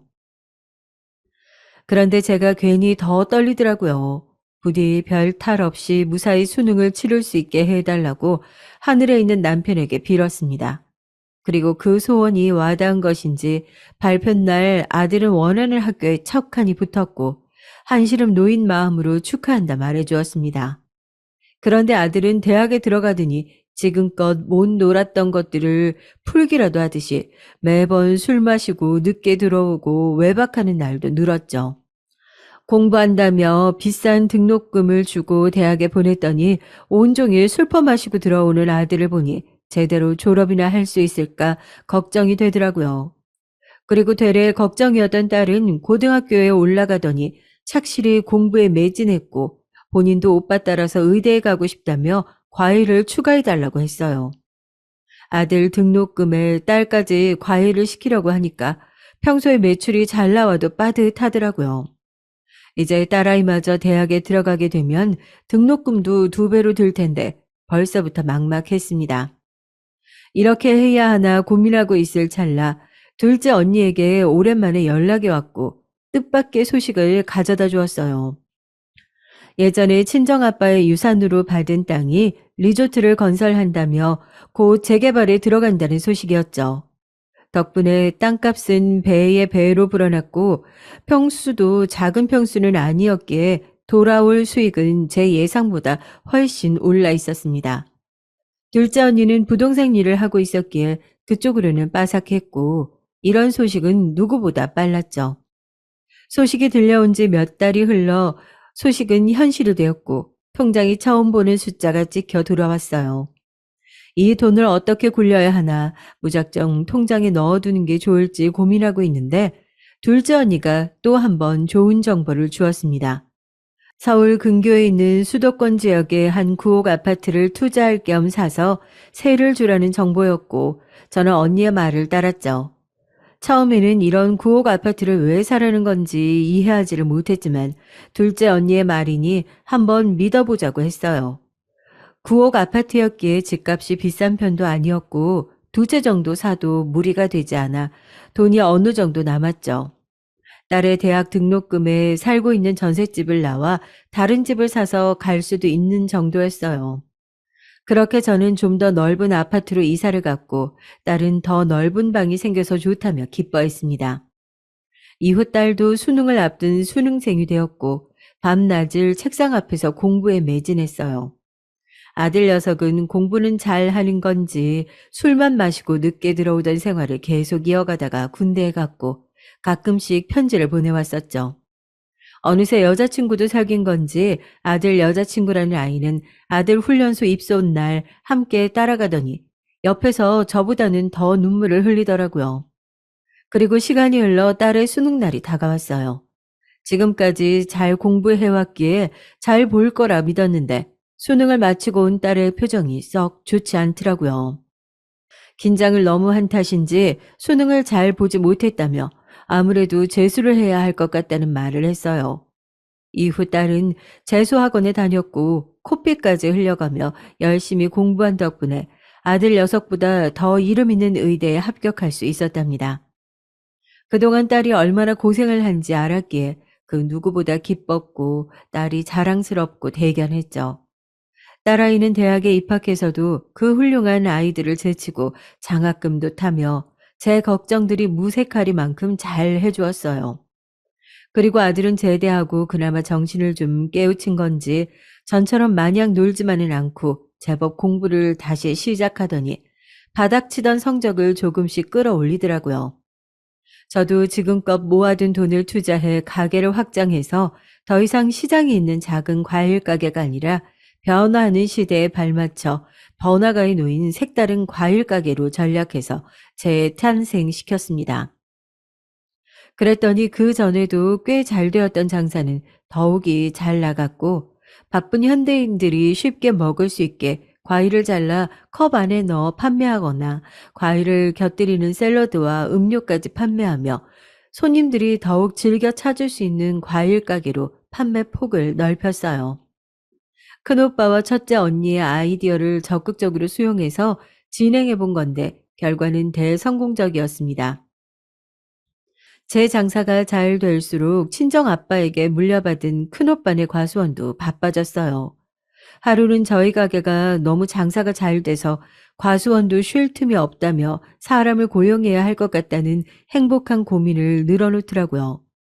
저도 더 이상은 홀로 가게 일을 도맡아 하진 않고 아르바이트생도 고용해서 조금 널널하게 제 시간을 사용하며 장사를 하기 시작했답니다. 그렇게 제가 여유가 되어 시간이 늘어날수록 아이들에게 더욱 신경을 썼어요. 그 힘들다는 의대 과정을 별 탈 없이 무사히 마칠 수 있도록 옆에서 물심양면 도와주었죠.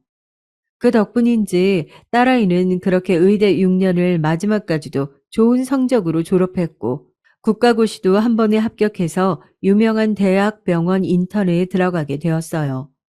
아들 녀석은 대학에 들어간 지 얼마 안 되었을 때 형편없는 성적을 보여서 2년이나 유급이 되었고 재수한 딸보다 졸업이 늦어졌죠.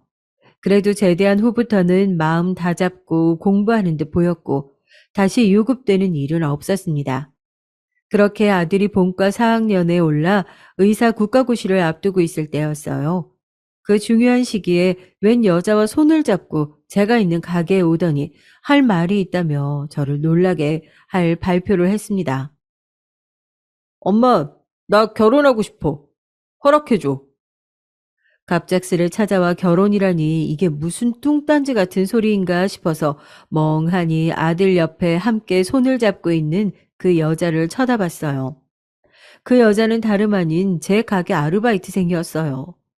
아들놈이 훈련소에 입소할 때 같이 갔던 그 의대생 여자친구라면 이 정도까지 경악스럽진 않았을 텐데 생각지도 못한 인물이라 놀라울 따름이었죠.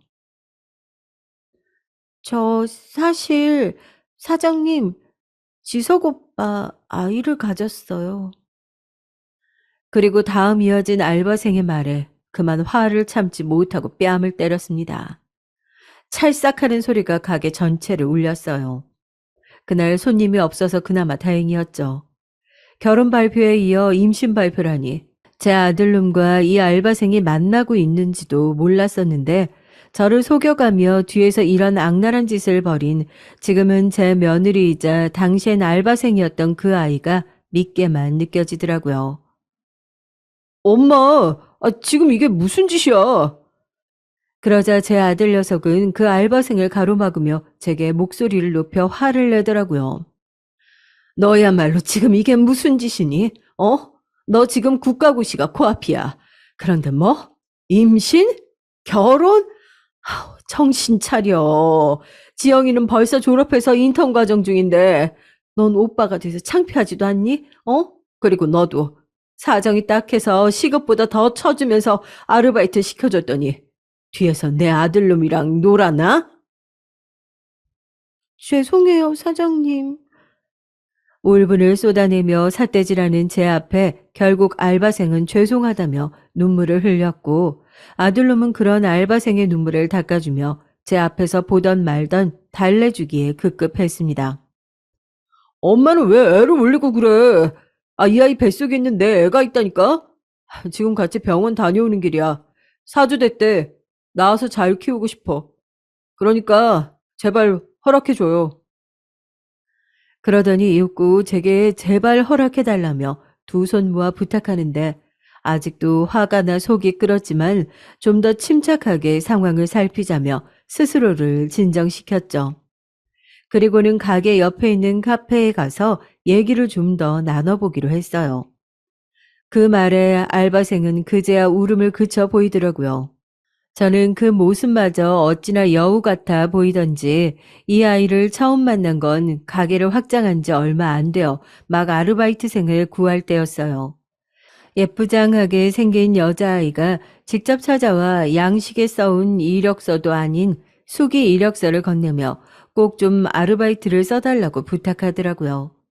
구인 공고 사이트에도 올려놓은지라 충분히 인터넷으로 지원을 해도 되는데 수기 이력서를 직접 찾아와 건네다니 의아할 따름이었죠.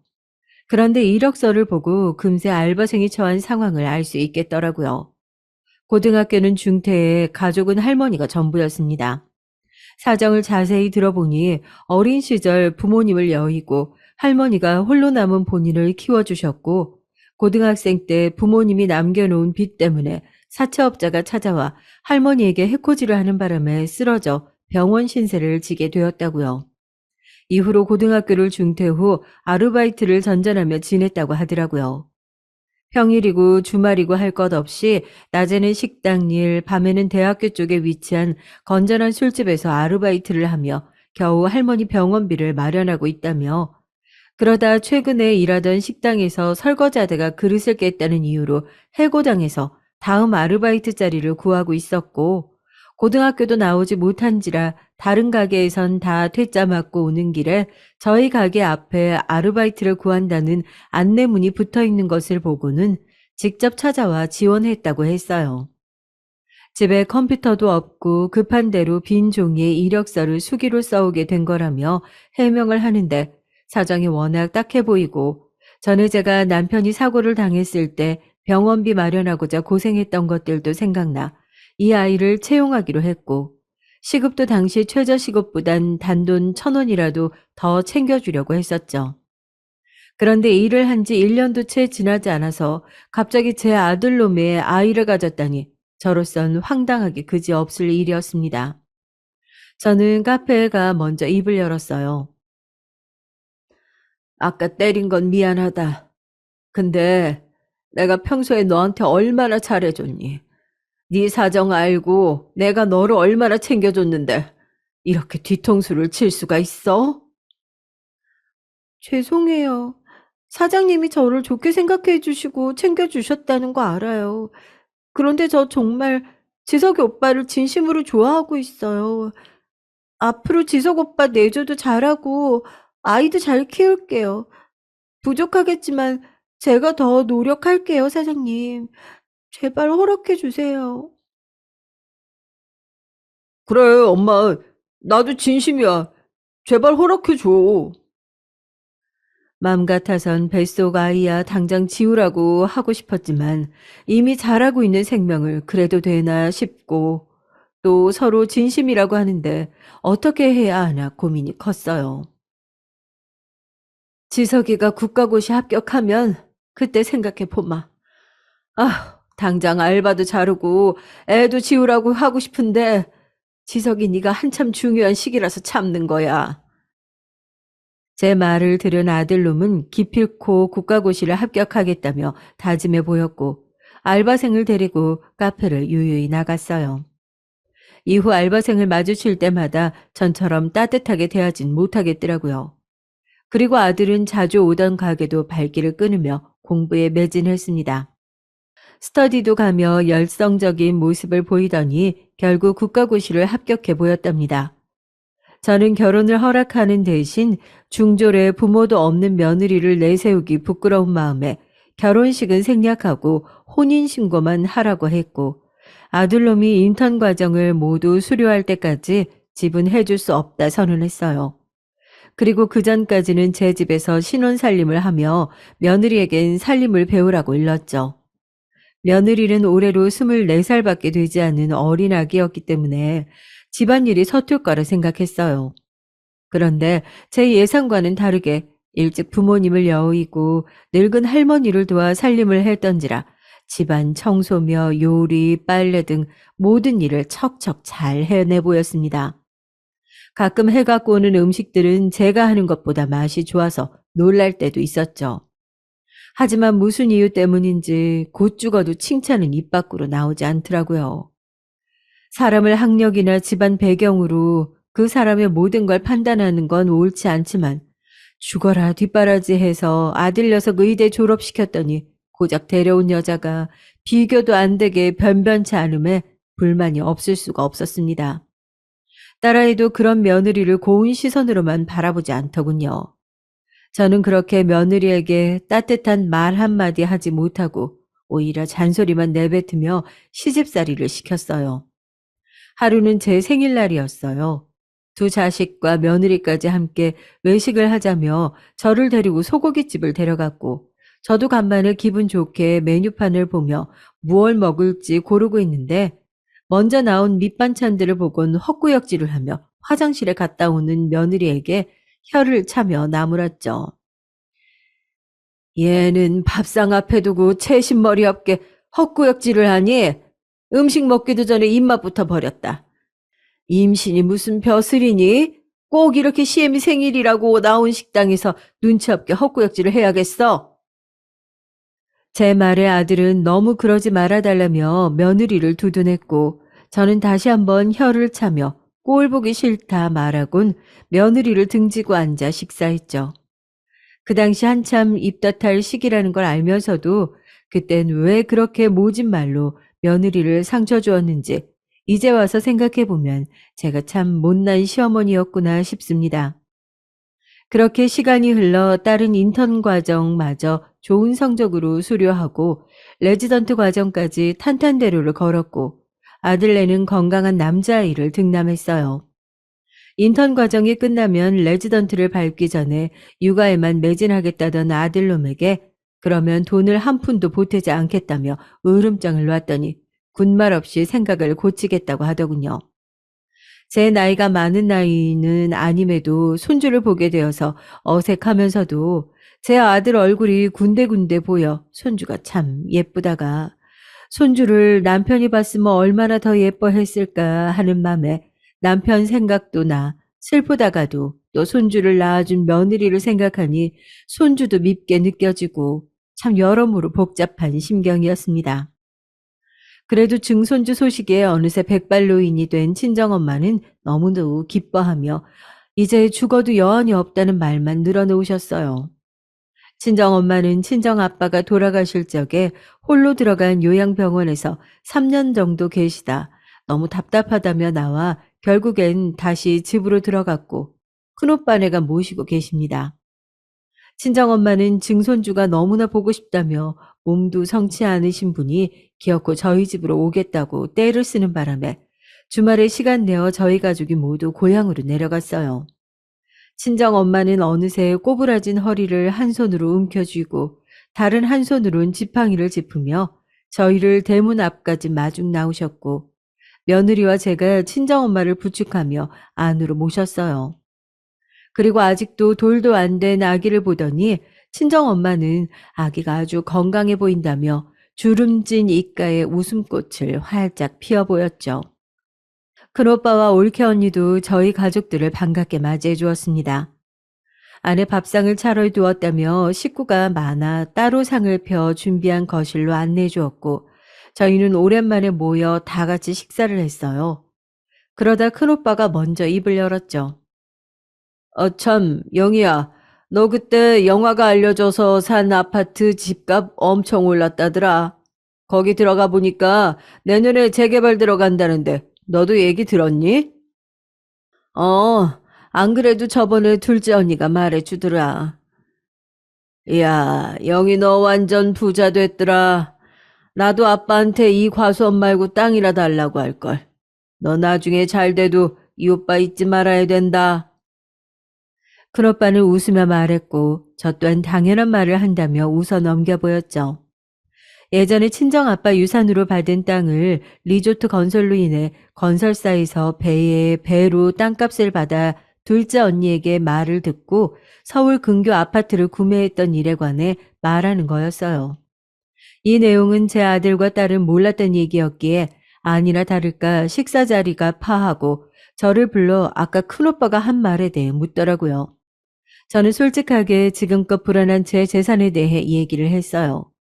그랬더니 그런 중요한 말을 왜 이제야 하냐며 다짜고짜 자기들 원하는 것들을 하나 둘씩 꺼내 보이더라고요. 엄마, 그럼 나 빨리 분가시켜줘. 애는 점점 커가는데 언제까지 엄마랑 지영이랑 같이 살 순 없잖아. 그래도 명색의 가장인데 우리 과일 가게 옆에 아파트 새로 지었던데 우리 거기 집 좀 얻어줘.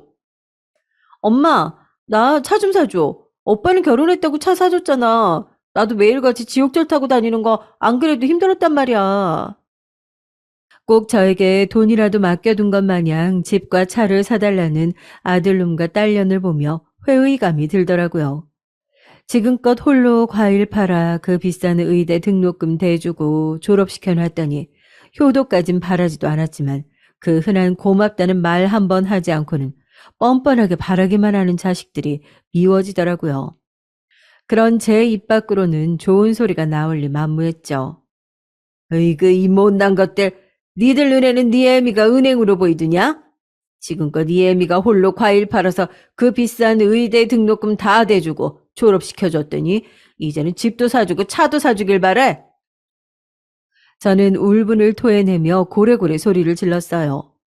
제 말에 이제 그런 소리는 지겹다는 듯 귀를 후벼 파던 아들놈은 그런 소리 할 거면 자기는 먼저 돌아가겠다며 자기 집안으로 들어갔고 딸년도 제게 토라진 모습을 보이며 아들놈을 뒤쫓아 들어갔습니다.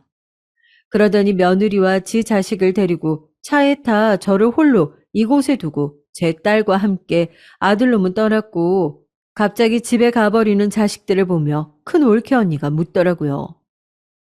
아가씨, 무슨 일이에요?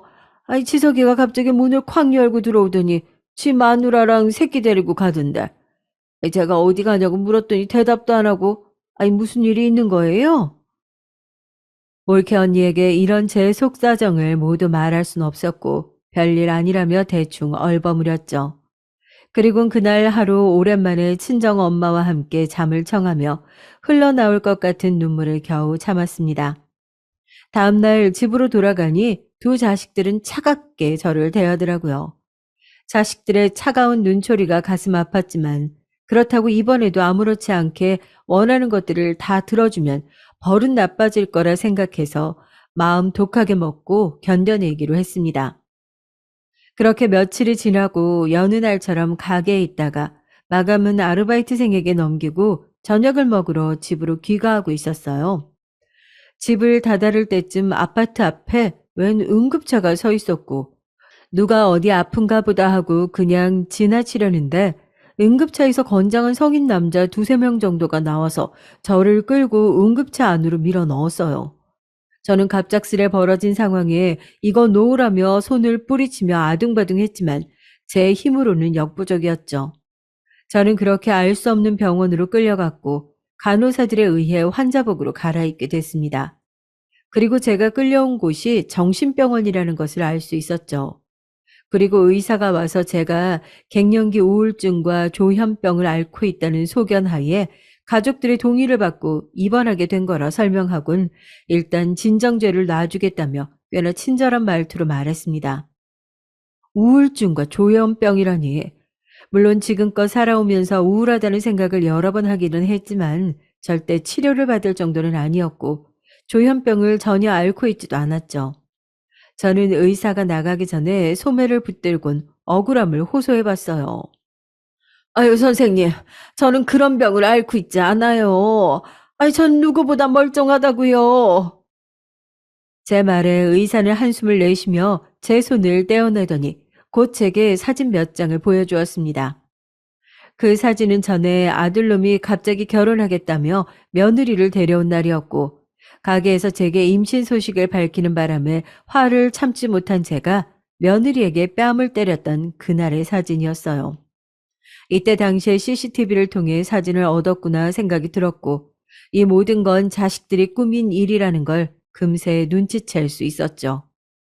제가 혼자 열심히 생각을 하고 있는데 어느새 간호사가 와 주사를 놨고 약물이 점점 들어오는 걸 느끼며 저도 모르게 잠이 들었습니다. 그리고 익숙한 목소리에 잠에서 깼죠. 제 앞엔 파렴치한 두 자식들이 의사와 함께 있었어요. 제가 잠에서 깬 걸 본 아들놈은 의사에게 따로 얘기 좀 나누겠다며 말했고 의사는 무슨 일이 있으면 바로 간호사를 부르라며 나갔습니다.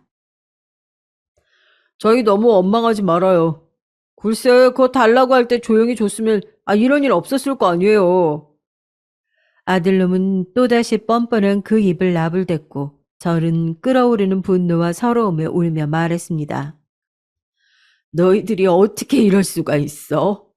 이러고도 니들이 자식이야? 사람이야? 어떻게 애미를 이렇게 가질 수가 있어? 엄마도 우리한테 그런 말 할 자격 없는 거 아니야?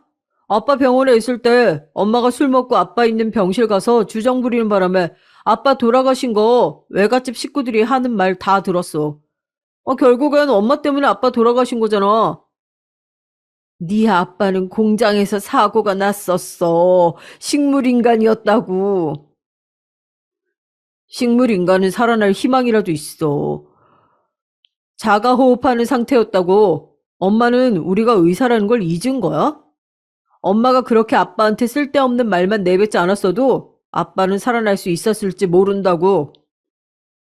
아들놈은 이내 울먹거리며 병실을 나갔고 전 멍하니 아들놈이 나간 빈자리만 바라보고 있는데 옆에 있던 딸이 더욱 냉정한 말투로 제게 말했어요. 내가 16살 때 기억나? 엄만 날 믿지 못했어. 내가 도둑 누명 쓰고 힘들어하는데도 내 말은 믿지도 못해서 결국 똑같이 나를 도둑으로 만들었지? 엄만 내게 그런 엄마였어. 신뢰라곤 찾아볼 수 없는 그런 무늬만 엄마인 사람이었다고. 그러니 사용같이 있을 때 해달라는 거 그냥 해줬으면 됐잖아. 그깟 차 몇 푼이나 한다고.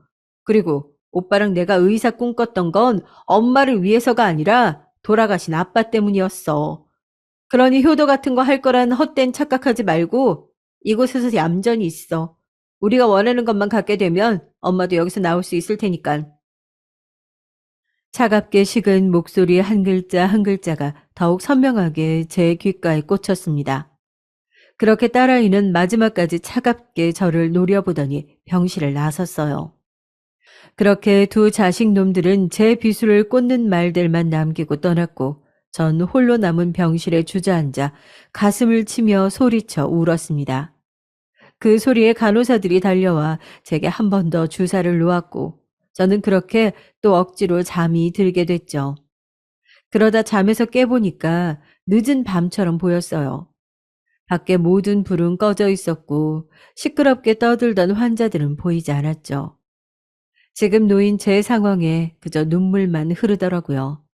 지금껏 완벽한 엄마는 아니어도 좋은 엄마이고 싶어 갖은 노력을 다해오며 오냐오냐 키웠는데 결국 제게 남은 건 자식들의 배신뿐이었습니다. 너무 서럽고 분해서 세상을 등지려는데 그 순간 잠겨있던 제 병실 문이 열렸고 낯익은 목소리가 들려왔어요. 어머님, 조용히 나오세요. 평소 시집살이 시켰던 며느리가 저를 구해주는데 만감이 교차하더라고요. 저는 조심스레 병실을 빠져나왔고 며느리 핸드폰을 빌려 작은 언니에게 전화를 걸어 이 상황에 대해 설명해 주었습니다. 제 얘기를 듣던 작은 언니는 무슨 이런 일이 있냐며 당장 제가 있는 병원으로 오겠다며 말하곤 전화를 끊었고 저는 핸드폰을 돌려주며 며느리에게 물었어요. 아니, 도대체 어떻게 된 일이니? 제 물음에 눈치를 살피던 며느리는 저를 병원 옆 건물 사이 골목길로 데려갔고 조용히 차근차근 지금까지 일을 설명해 주었습니다. 그이가 아가씨랑 편먹고 어머님 재산을 빼돌릴 생각 중이에요. 여기 병원 원장이랑 아가씨랑 아는 사이라던데 며칠 전에 여기 원장한테 같이 가서 없는 말 지어내고 어머님이 아픈 것처럼 몰아갔어요. 그러더니 가게 가서 노트북을 보더라고요. 그러다 저희랑 그이가 처음 병원에서 임신 소식을 접하고 어머님한테 말씀드리러 이 가게 왔을 때 영상이 나왔는데 제가 뺨 맞는 것만 정지해서 사진 몇 장 찍어가더니 그걸로 의사에게 제출한 거예요. 결국엔 가짜 병명 이용해서 강제 입원시키는데 동의서 쓰고 지금 어머님이 이렇게 끌려오시게 된 거예요. 근데 진짜 아무리 생각해도 이건 아닌 것 같아서 그이랑 아이 자고 있을 때 몰래 와서 열쇠 찾아서 어머님 빼드린 건데 이건 꼭 비밀로 해주세요. 그이가 알면 어찌 될지 저 너무 무서워요, 엄님.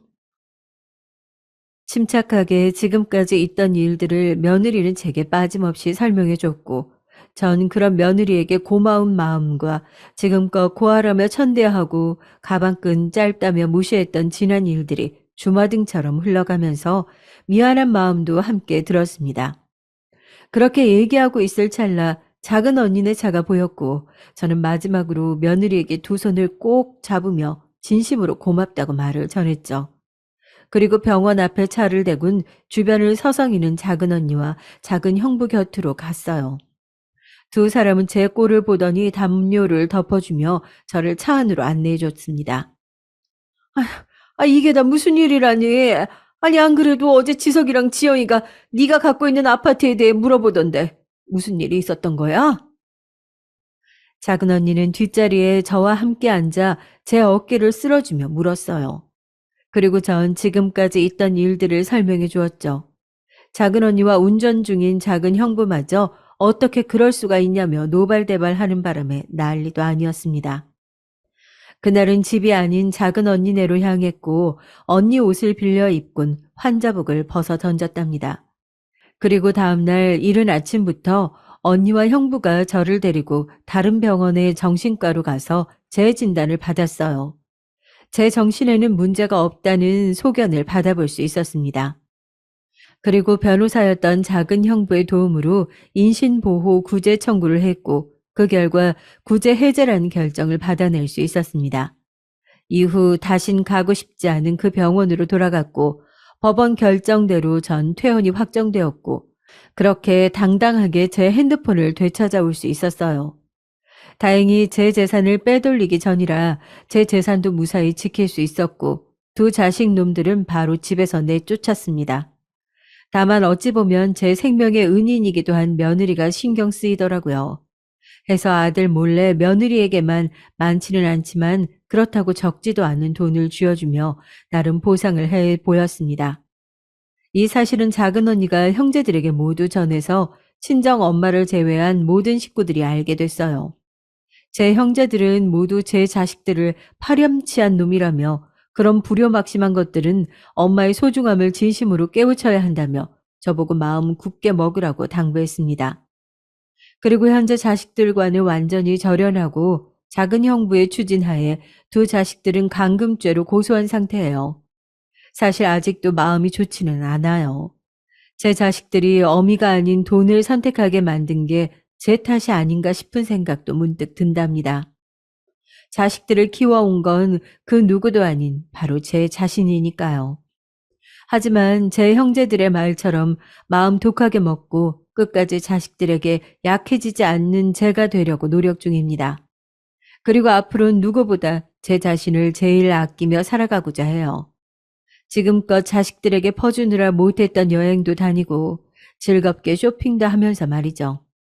엄마는 누구보다 강하지만 그런 엄마를 돈으로만 생각하는 자식들을 끝까지 품어야 할 이유는 없다고 생각해요. 다른 이들은 저와 같은 일을 겪지 않았으면 하는 바람을 마지막으로 사연을 마치겠습니다. 제 긴 얘기 들어주셔서 감사합니다.